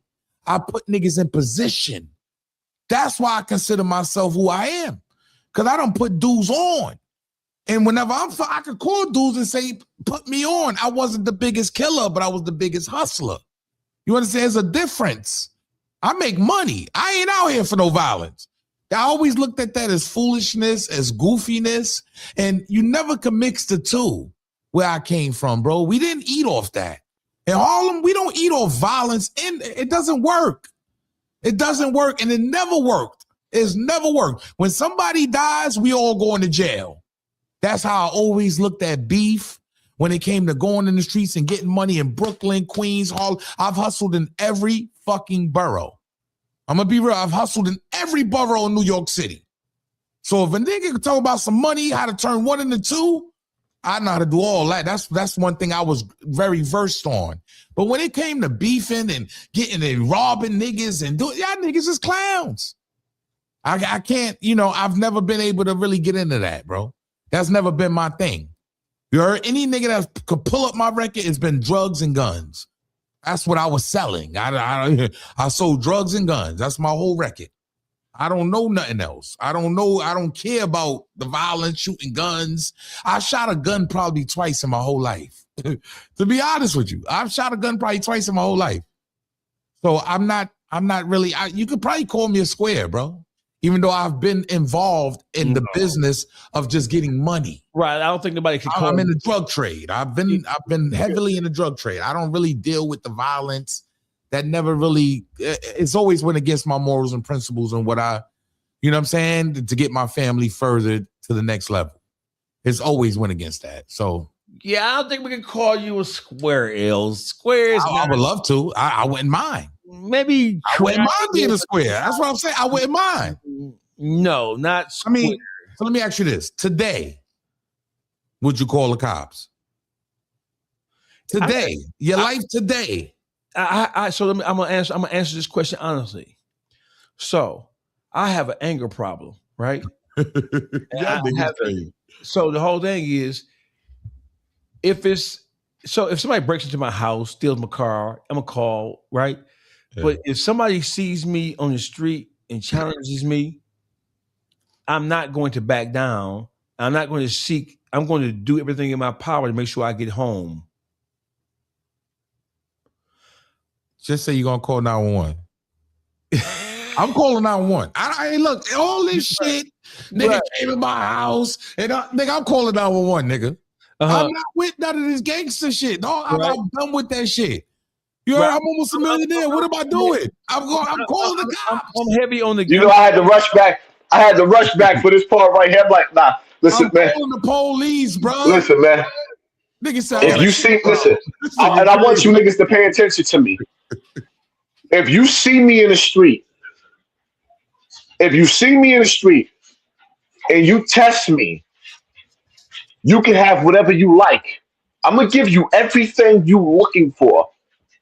Everything you looking for. You see me in the street, you see me moving around in the street, and I'm minding my business. Whatever you looking for, I'm gonna give it to you. I'm not calling no police. I'm not doing none of that. You come to my house now, and you do something dumb, break a car window or whatever. Yeah, I'm gonna go through this show. It's I call the police. Then my wife call the police or whatever. But if you see me in the streets, or you see me anywhere in the streets, even when you see me by myself, I'm not by myself. There's always somebody lurking in the cut, and you're gonna get exactly what you looking for. It is what it is. I pray to God. I pray to God that you don't put me in. Do not put me in a situation where I gotta prove to you that I will fucking turn your TV off. I am very, very skilled and very, very good at it. I will rock your fucking snot box. No, I'm calling 911. I am not Charleston White. Y'all niggas tripping. So here you go again. Here we go. I'm 45. Dawgface didn't come to Detroit on no tough ish. He would get done bad. I'm trying to get some head by your mama. Your mama do this dick bad. That's what I'm trying to get through. I ain't gonna lie, I'm old, man. I'm old now, dog. I'm calling 911, man. I can't do it no more, man. The whole thing is, so listen. Do I want to have? I don't want to have to be in a position to where I have to do anything to anybody. I will tell you that honestly. I don't want to have to do anything to anybody. But listen, it used to be rap was the most dangerous profession in the world. Not anymore. Yeah, not anymore. The most dangerous profession in the world is being a podcaster with an opinion. Because do you know what niggas hate more than anything else? They hate for people to say something about them, even if it's true. They hate for a nigga to have an opinion. Yes, they hate for a nigga to have an opinion. This shit works. I'm in Midtown Manhattan, swear to God. And people say, hey, you Dawgface, you the one who's cussing. Yep. Blah, blah, blah. I'm in Midtown. I've been in Vegas, LA, wherever I've been, people recognize me now. So when I move more cautiously now as a podcaster than I did when I was in the street. When I was in the street, I knew who my ops were. As a podcaster, as a voice, as a person who you don't know. You don't know who. When somebody speaks to me, I'll be like this. I'm gonna be honest, Dawgface. I move around with security. I move around the proper way. I'm not one of these niggas. But except for when I go home. When I go to Harlem, I move around with my Harlem niggas, but I move around with security anyway. Niggas that I know gonna take care of business when it's time to go. Mm-hmm. I'm gonna lie. I just don't do what everybody else does. Haas know what I do. We met up at Black, right? Haas, how I move around. I'm moving around with that thing. Like, I gotta move around with some people that ain't gonna play no game. Like, that's just how I move now. And like I said, I've never been for violence ever. I've always known how to turn one into two. That's my thing. I don't do violence. I've just never been my thing, man. I don't really care for that. So I hope that I'm taking the page from, but I've said this, I'm taking the page from Haas's playbook. I don't know how to not respond to somebody approaching me in an aggressive, threatening manner. I don't know how to respond another way than by, once you present yourself to me as a threat, I'm on your ass.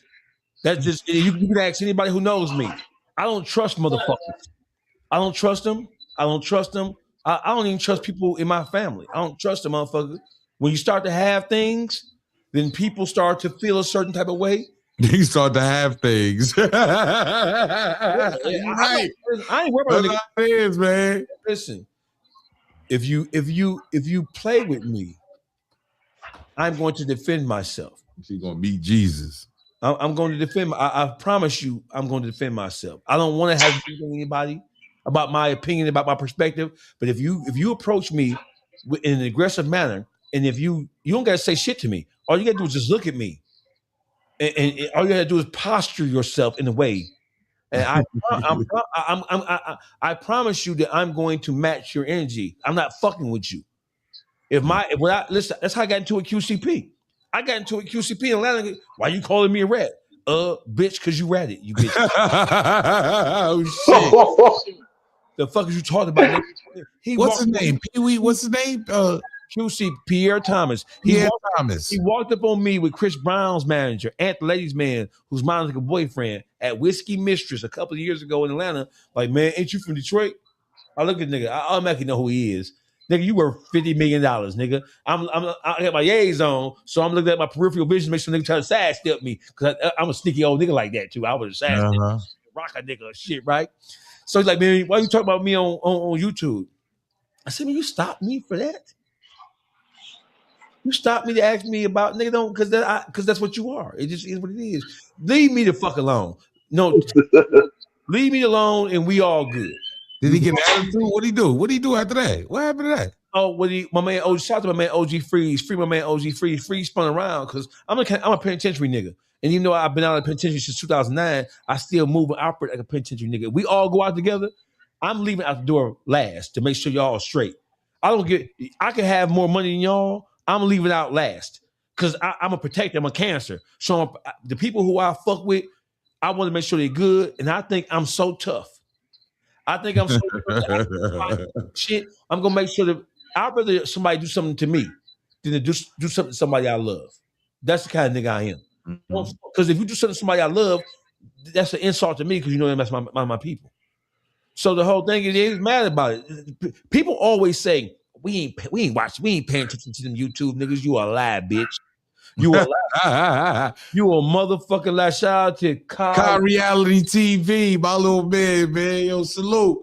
Kai Reality, what's popping? So I have a question. So are podcasters the new ghetto rock stars? Are we the new it kids? And how did we get this way? In my estimation, rap and rappers, they have failed. So listen, fuck that. Why are none of the Texas rappers, the Houston and Dallas rappers, saying anything or lending their platform to Karmelo Anthony? Why are none of these Texas rappers saying anything about the injustice that is Karmelo Anthony's case? Why would they? Because I'm genuinely asking, why would they? Because rappers are supposed to be the conveyors of what's going on in the ghetto. The community. They are supposed to be spokespeople.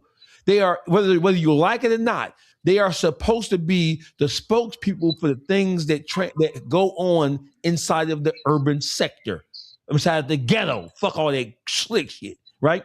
When rappers ceased to be, when we can't use them to our benefit, what good are you? When we can't use the art form of hip hop and rap to speak to the things that have a negative impact on us, right? When we don't have no more Tupacs, then what good is them some bitches? They ain't bringing nothing good to the table. So that's why I say that's why my slogan is the world don't need another rapper. Throw them niggas in the garbage. They worthless now. I'm gonna be honest, bro. The reason why a lot of them don't speak about the injustices or what's going on, because they sell out. No, Haas. Think about it, Haas. Do I talk about that shit? We argue about this all the time. Why do we argue about why Harlem Legend don't go on my channel and talk about Karmelo Anthony's, the Harris kid that just they left him out on the island in Louisiana? That's his name. I don't want to misquote his name. The guy that passed away, the black kid, was on the island with 9 white kids. His name is Nolan. So why you think Harlem Legend don't speak about that shit, bro? There's a reason why I don't speak about that. Haas, no. Haas, you got to play crazy if you want to. I mean, see, we talk every day. You know why I don't speak about it. And I'm an animal at them topics. I don't speak because see, the funny part about it is it's weird, right? Because you have somebody like Candace Owens. They'll make her the biggest platform because Candace Owens go live. She have like 100,000 people watching on the live, 58, 70, like every day, talking about these topics. But when it comes to niggas like us, they start suppressing you. In the algorithm, they start suppressing you. As you got like me, I should never be live with no less than at least 7,000 people watching me in attendance. Now I could barely break 2,000. You should have 1,500 if I'm lucky. You got over almost 600,000 subscribers. You should have no less than 100,000 in that building. So you know they playing with your page. And he talks absolutely with the politics, with the he gets in deep with that shit. Now you got to make a choice, right? And I got to make a conscious choice to sit there and say, damn, do I cover this Karmelo Anthony and give my true feelings or just leave it alone? Right? Because you're making a choice. I choose to leave it alone because I know what it does to my channel. It destroys my channel. You know, it's crazy. It brings back to that interview with Monique and Steve Harvey. And she asked the nigga, like, yo, why you didn't come to my defense? You ain't got no integrity. He told her integrity ain't gonna pay the bills. He said, I got mouths to feed. And you telling me to have integrity when I gotta put food on the table. Hey, Haas. What if Toussaint L'Ouverture? What if Mega Everest? What if MLK? What if the Honorable Elijah Muhammad? What if Noble Drew Ali? What if the freedom fighters whose backs were against the wall? What if they decided too much of a hassle?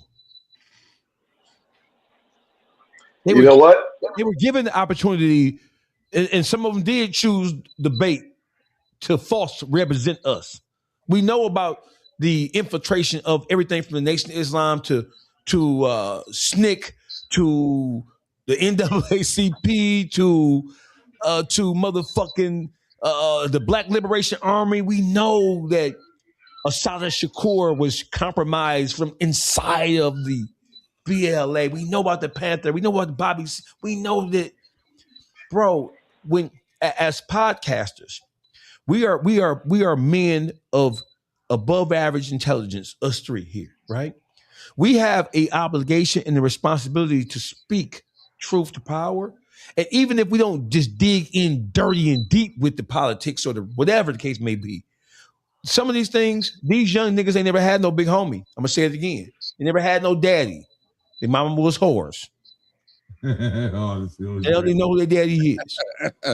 We listening to us may be the first time they've ever had somebody say something as deep or as articulate or as eloquent as you got. We cannot give up on. And we are in a position, there are not many of us. Everybody wants to be a podcaster, but how many Hassan Campbells do we have? Loving, hating. You don't get to where he is without having a message that resonates with somebody somewhere. See, the good thing about it is that I'm starting to see a lot of brothers like even yourself. I was telling Harlem Legend, I'm like, yo, this nigga fucking Dawgface, man. I like this nigga because he coming with my energy. I'd have told this nigga for like the last 2 months. I said, this Dawgface. I said, yo, this Dawgface nigga. I said, yo, Harlem. This nigga has my whole style. It's good to see somebody that's not scared to say fuck you niggas. I get sick and tired of the ass kissing. I ain't come here to make friends with these niggas that's willing to sell the community out so fucking fast, man. Fuck you niggas. What make like these celebrities? I showed them that a nigga could break through the surface. They act like they didn't see me for all these motherfucking years. Act like they ain't know who I was. They wasn't paying attention to me. Nah, I knew they was paying attention because I was like the way I like with Jim Jones, for example, and Mano, right? Them niggas was the most two super ignorant niggas that you've ever seen in your life. And throughout the years, with me just turning them niggas upside down with the dumb shit, now you look at them, they cleaning their life up and acting like grown fucking men. And I know I played the part. Then you got this bitch ass nigga D1. I can't stand a fucking like be yourself, my nigga. What is D1 from Atlanta? That's my guy. D1 with the dreads. I'm sick and tired. Listen, man, let me tell you something. I'm sick and tired of niggas. I'm sick and tired of niggas coming along. If you're gonna steal my style, at least acknowledge it. When he came out there with that, when he came out, you don't like D1? No, I don't like him because he's full of shit. Dawgface, you like D1? When he decided to come out, yeah, Mano with Jim Jones, lobby voice. Yeah, I remember that. Out of everybody in the industry. Next show. You decide that you want to give a lecture to the niggas I'm giving a lecture to, and not even acknowledge the fact that you just riding my fucking coattail, but gonna act like you don't know me too. Kendrick Lamar. I love Kendrick Lamar, but how the fuck you take my slogan, put it in a song, at the Super Bowl, get to the Grammys in the Super Bowl with my shit, and never once not even acknowledge me? Now you got niggas sitting up there telling me, "Oh, you ain't invent that." Yes, I did, you dick sucking faggot ass nigga. Don't steal from me. For years, niggas act like they ain't know who I was. Now the funny part about it is, real quick, Haas, would you debate D1 up here? I would like to get D1 and you. It ain't even up. Listen, how am I going to debate him for saying the things that I'm saying? The only thing that I want to ask him is why did he put? Only thing I want to ask him is why the fuck did he put fake titties on? Oh shit! Why was he walking around? How he preaching Christianity, but he was running around with a dress with fake titties on. I'll wait. Like, stop it, my nigga. Stop. Like, I hate. Listen. What I don't like is when niggas come along and clone you and act like they don't know who the fuck you are. That's called plagiarism. That's called play. You don't come clone my whole style and then act like you ain't never knew who the fuck I don't like that, my nigga. No. Let me say that shit pisses me off. Let me say this, right? So when it comes to they have been different. So when it comes to YouTube, matter of fact, this is like, hold on, one more. That's like that fat stank bitch Jaguar Wright. We'll sit up there and get on the internet talking about African beer bottle wouldn't have done it. Bitch, shut your fucking lying ass up.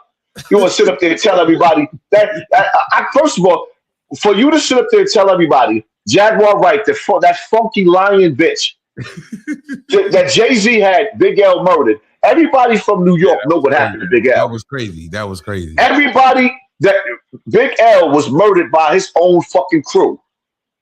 That was friends that flipped on friends. The whole New York know the story. The whole New York. Yeah, because Jay-Z had him knocked up. Jay-Z didn't have a fucking thing to do with that. Then she want to sit up there and tell niggas, oh, okay, well, niggas had Aaliyah murdered. So now, I only got one question, right? For that lying bitch. So you telling me that the pilot purposely killed himself too? How you stupid bitch? So the pilot killed himself just to kill Aaliyah, right? He took a faulty plane up in the air to kill her and kill him too. Shut the fuck up. Shut up. Like some people just don't like I believe in conspiracies. Me too. But when you see a motherfucker that just be running around lying, you just making up shit. I get it. I totally get it that they make sacrifices. But everybody on the plane knew that Aaliyah was supposed to die, and they got on the plane and they died too. Harlem Legend, if everybody planned on killing me, you gonna stay on the plane? Or you going back home to your wife and say, I'm getting the fuck away from this conspiracy. Like, get the fuck out of here with that dumb I shit. probably would have Some got shit. on a plane with all y'all anyway. Nigga, I ain't getting on a damn plane with y'all. That little ass plane, yeah, I wouldn't get on that no way. Nigga got me I wouldn't have got on that shit anyway, that little ass plane. Hell no. Young Miami, my dear sister, she has suffered mightily under the scrutiny of the public eye over the course of the last month. What? She got a hit. She got a hit. Did she suffer? She got a hit. She have a hit record. She got a hit. She has suffered. She ain't suffering. Well, if she's not suffering, that means she doesn't have a conscience. And I believe she does have a conscience. I don't think that she likes. She does that. She was messing with Diddy. What conscience do you have? If we see the stuff that Diddy was doing, you know she was involved with that shit. You take that back. It's slander and libel. No, but what conscience does he have? Diddy likes to put the semen. The men, he likes to put the C on his titty. You think what I'm saying? Like, he likes to do certain shit. I can play the sound effect. Whenever the word semen gets mentioned, the C. He likes to put the C on his titty. Like, you understand? Hey, listen. He was involved in all of that. What makes you think he doing anything different from 50 Cent baby moms from any other female? He ain't doing that different. Let me say this, right? So I have been critical of Young Miami, particularly in the last month or so since the song. Jay White, the guy who produced the song, he's a good guy. I think Ferrari Simmons was a part of writing the song. I'm not absolutely sure. Let me just tell you this. I was mad as a motherfucker Young Miami not because of the song, because we heard way more raunchier shit than that. We got Sexy Red putting out lip gloss that says chlamydia, gonorrhea, syphilis, and then marketing that shit to young black girls. I mean, that is the apex of savagery. Disgusting. Right? Fucking disgusting. And so she's not saying anything that Two Lab Crew and NWA, she's not breaking any barriers with the song. Just what happened is she's at the right place and right time. There's black fatigue even amongst black people. So you have right thinking people who are just sick and tired of some of this shit, and people are more vocal than ever. They're speaking out. Donald Trump has emboldened everybody on both sides of the fucking equation, right? So what I want to say is I'm not mad at her no more. You know why? Because if you go to Young Miami's Instagram page, this is why I'm not mad at Young Miami, and this is why I'm going to give her grace. This is why I'm going to give her grace. This right here is why I'm going to give her grace.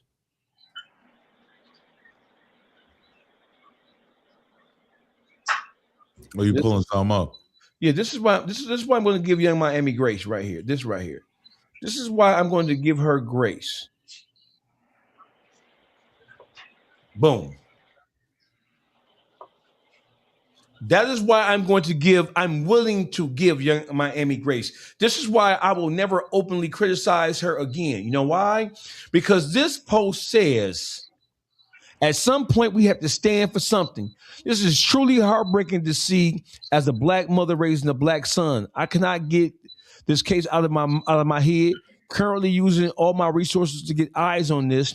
I am challenging everyone with a voice to speak up and let's stand together. Enough is enough.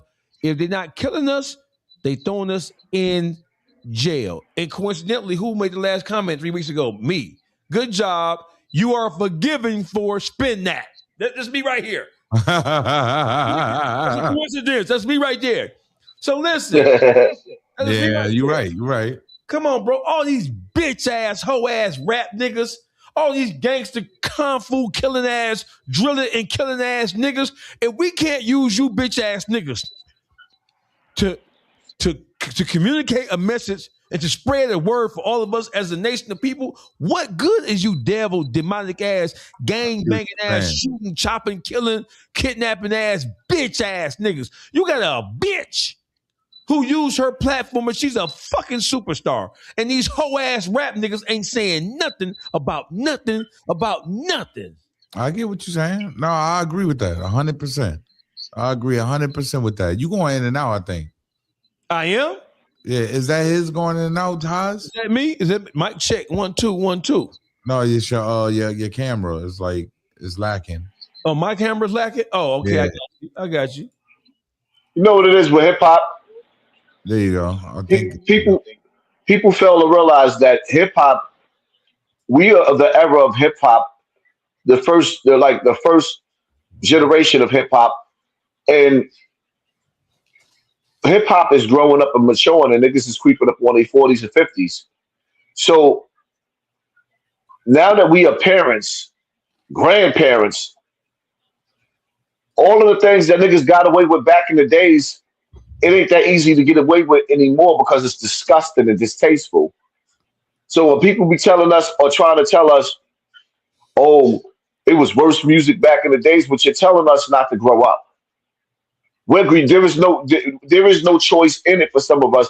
We have no choice but to mature. The grave is the only thing left for us. So now, yeah, we are looking for certain rappers or certain characteristics to come out and do better. When you know better, you do better. There's no way in hell we halfway, 1 foot in the grave, and we still thinking like we in our 19s and our 20s. On top of the fact that when you come from the era of hip hop that I come from, where you got niggas, it takes two to make a thing go right, and you realize it takes two to make it out of sight. It's like, okay, you got Rob Bass, Engine, number 9 going. You got niggas like Special Ed. I Got It Made. You had so much good music that was fun music, and then at some point in time, the creativity in the music, the fun in the music. Somebody just recently said some dumb shit about DOS effects. Bump, stickity, bump, huh? You know how creative they had to be to make that fucking song? Microphone checker, microphone checker. Then next thing you know, every nigga and his mother gotta kill somebody. Every time you go to the studio, it's gotta be somebody dying, somebody gotta get shot. How did it come to that when we had niggas like Eric Sherman and Parrot Smith, microphone checker? I mean, that the ones that brought you DOS effects used to sit up there and talk about the headbangers. What the headbangers? Then you got niggas like Redman ready to rock. I got a Glock now. Wow, your body is all over. I came to bring the pain, the hardcore to the brain. Let's go with Simon Ashford. Where did the music change at? Through the niggas that was financing the death for us, the deaf coaches, which is that we already know who we are, them overseas people that run everything in this country and run everything in the world. They got the world upside down right now, chaotic. They did it.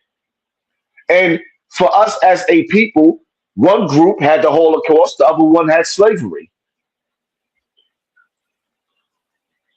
We already know the math when it comes to that. I just feel like, don't you do it, Haas. Don't you do it. No, I'm gonna leave it as that. No more. You know what I mean? It is what it is. It's been so many. Look, I'm shocked that you put that up by Young Miami. I'm shocked you put that up because most of the time you won't see the most powerful rappers that our community and the people that they worship these rappers, right? Yeah. The Snoop Dogs of the world and even the East Coast, like the Jim Jones of the world. A lot of people worship these rappers, and they would never put up no shit like that. Never. Because now you picking a side. You see, that's why it's dangerous for a lot of these rappers to do that. So watch this. I gotta respect it. So watch this. This is we're gonna do a moment of silence for Young Miami stepping up and being a black woman unapologetically. Okay.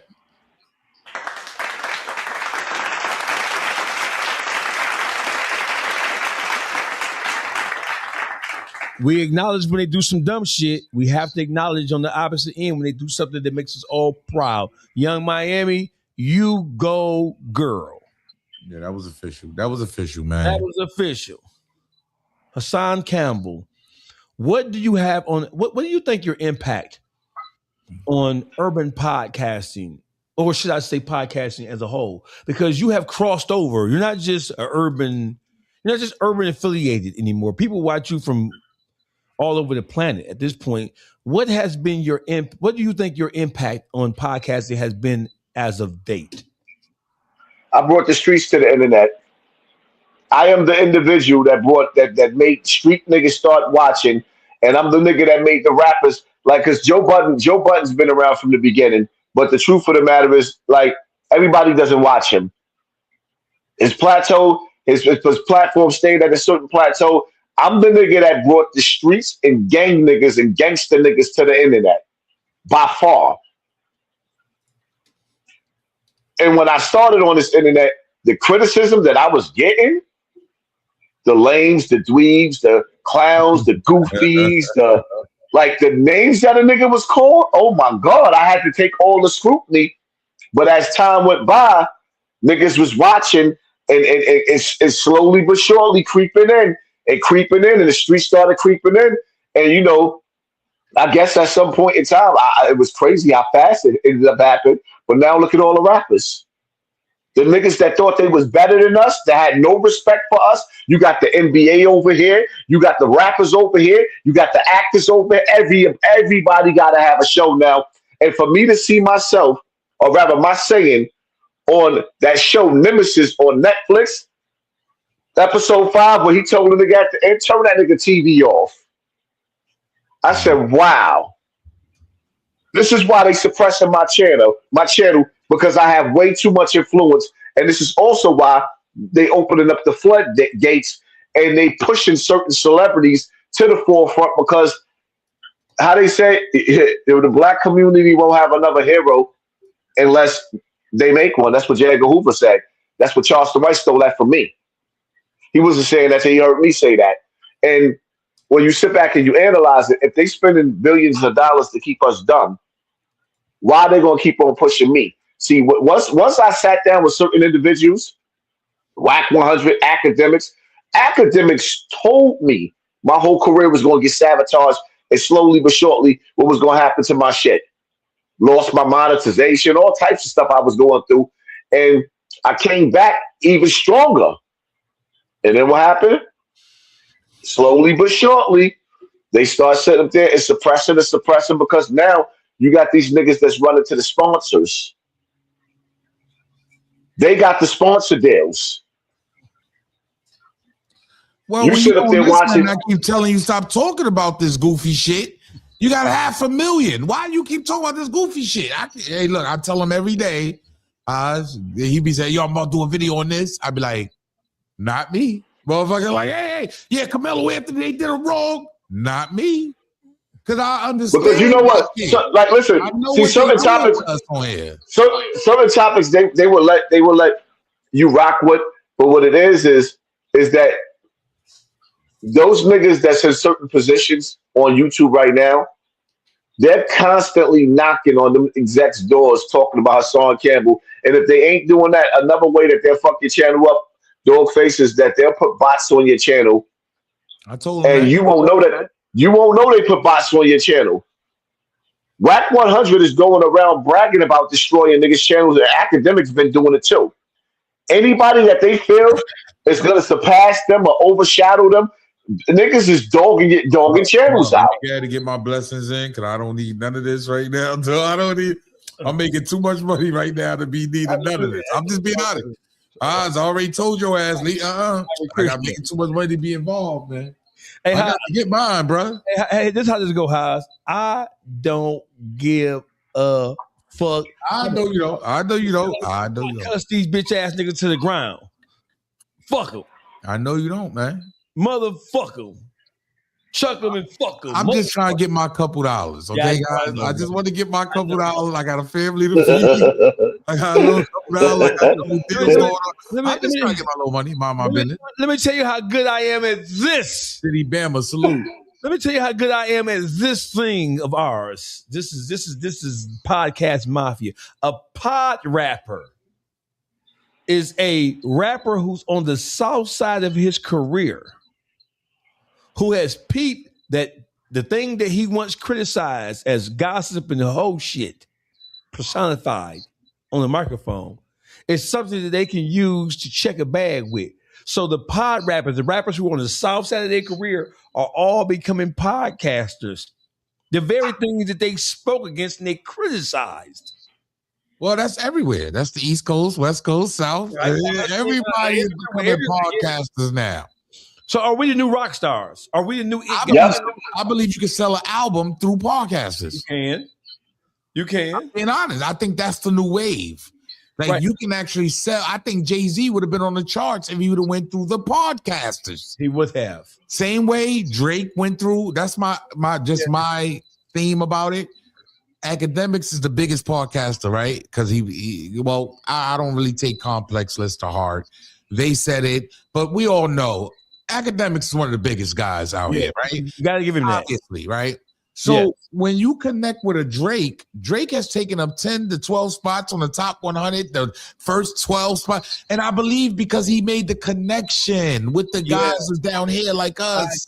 I agree. So you know what? This is why I agree. Listen. No, when systems get put in place, those systems are hard pressed to do any kind of changing. They don't acquiesce and back down. And they don't incorporate new things lightly. Podcasters are the new rock stars of black entertainment. Here's why. Because over the course of the last 30 years, record labels went away from grooming and cultivating talent to just plucking talent out the hood without having no media training. Listen, that's why the interview platforms are trending downward.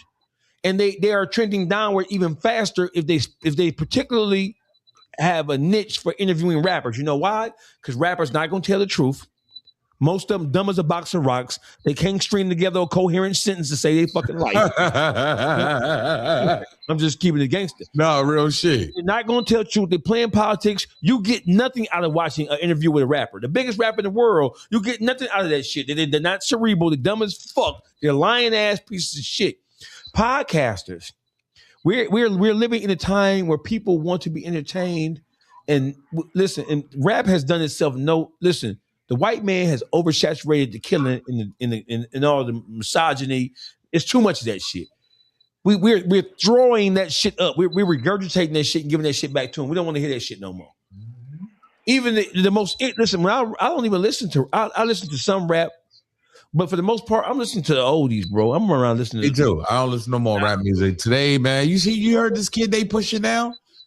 And stacking chips. I saw you thinking, what the hell is that? The AI dude? Like, what the hell is that? That new kid. I hear that.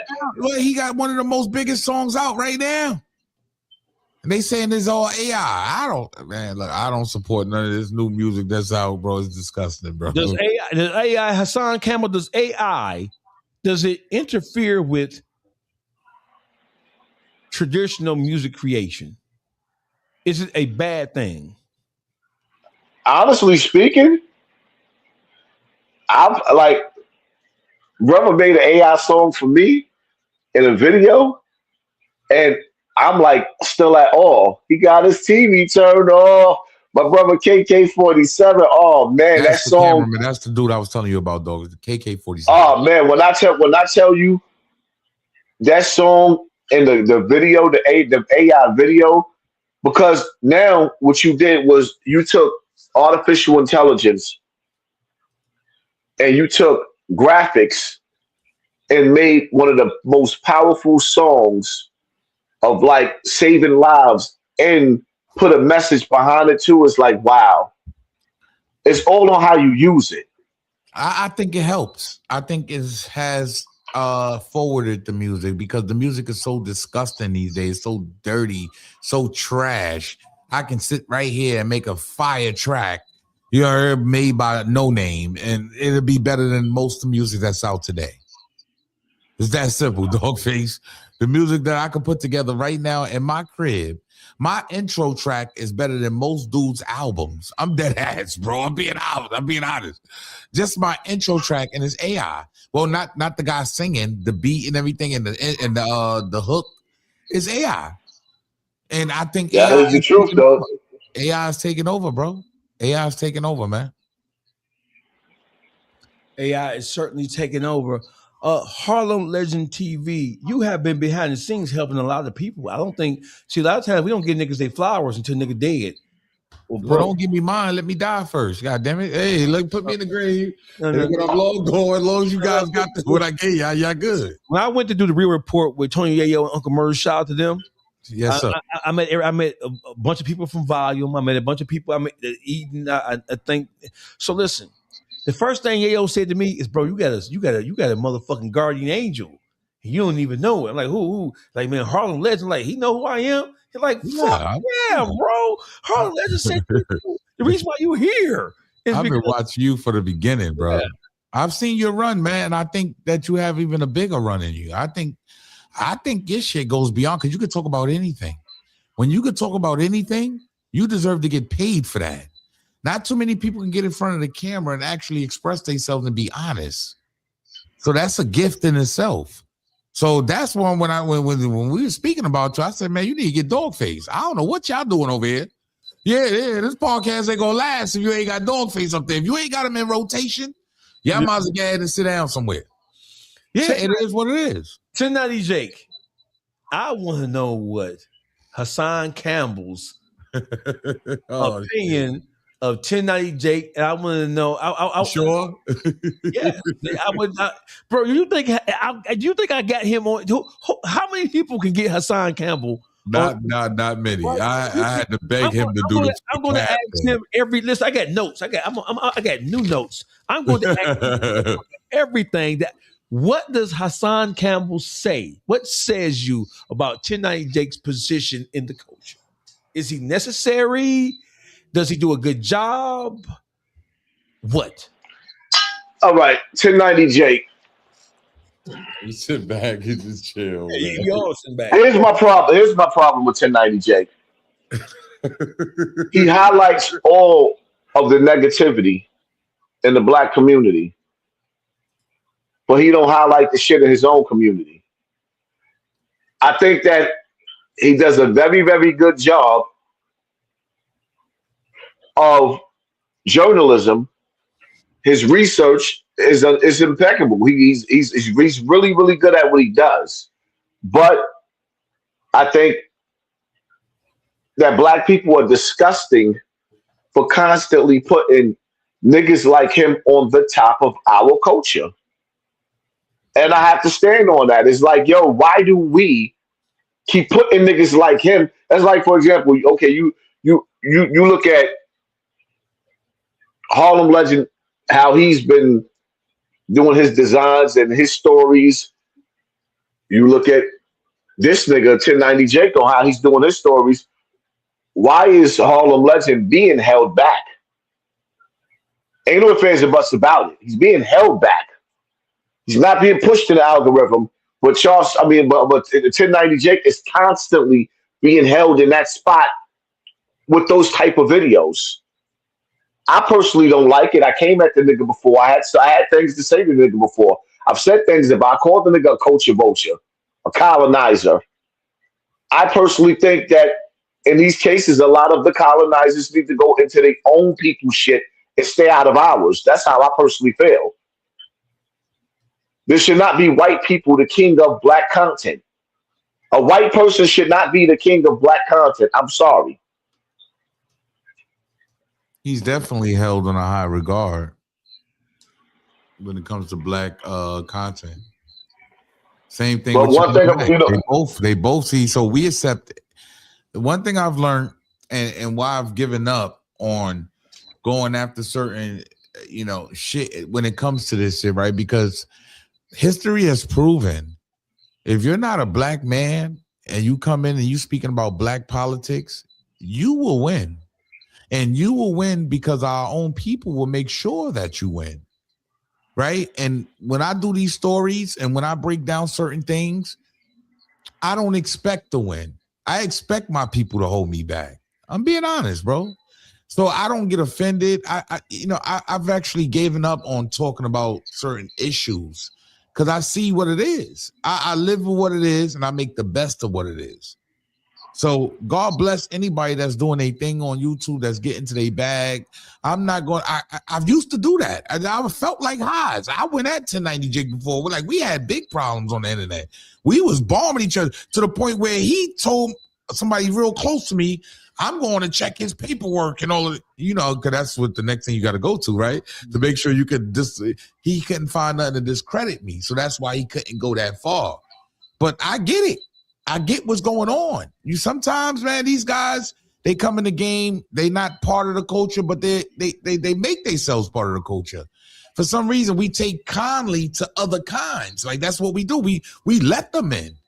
So I don't never feel offended by that shit no more, man. I just keep doing my thing. I just want to work and get my money.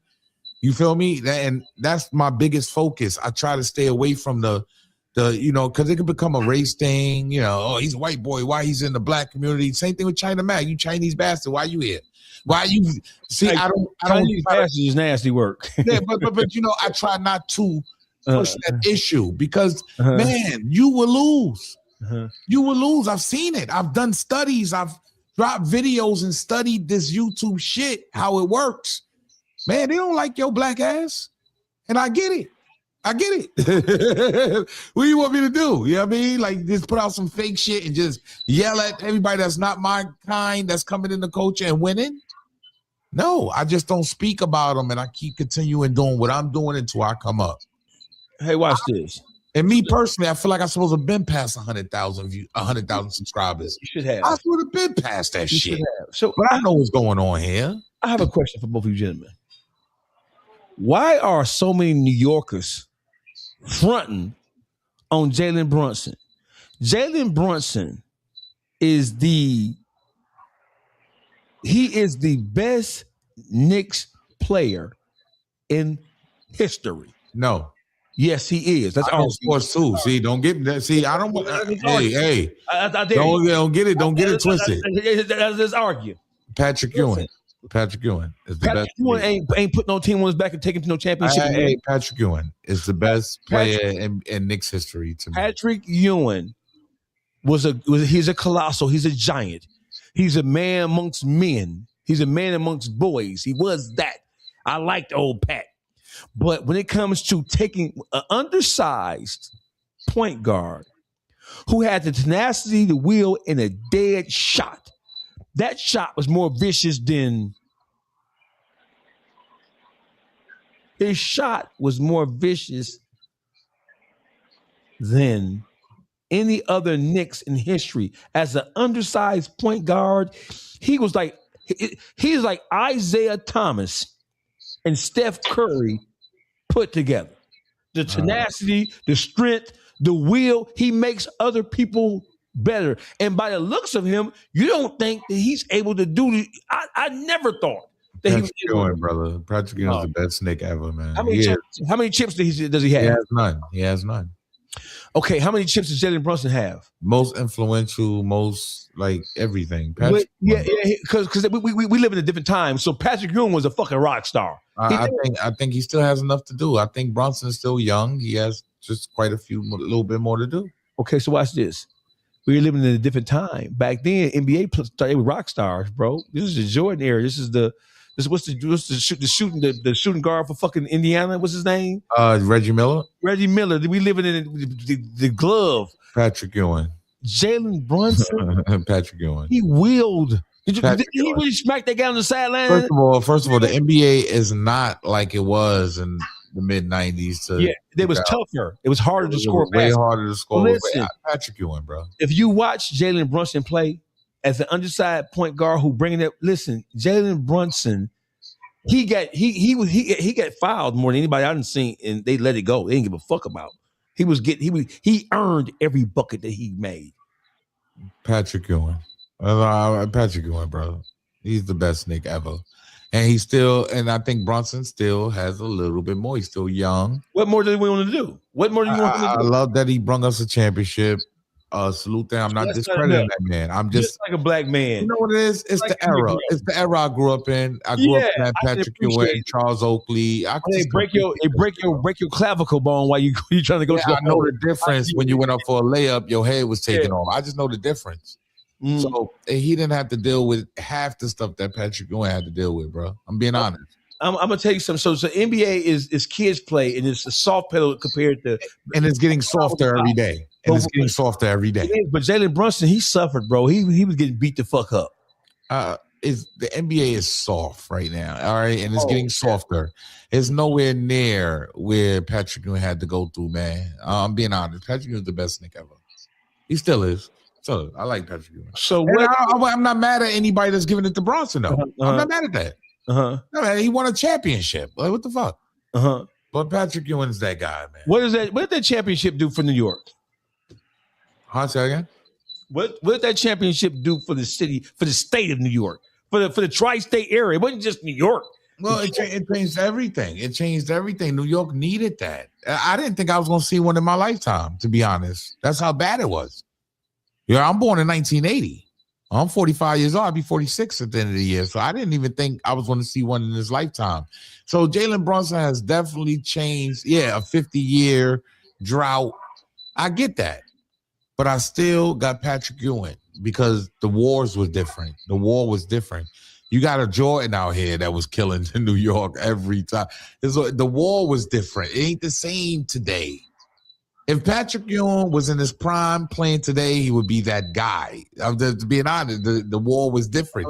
The physicality. Just imagine Charles Barkley right now. Just imagine Charles Barkley. Charles Barkley would be averaging 50. The physicality of the game is way different, bro. They calling everything for the LeBrons now and the Wembys now. Like, you understand? The physicality was out of this world in the NBA.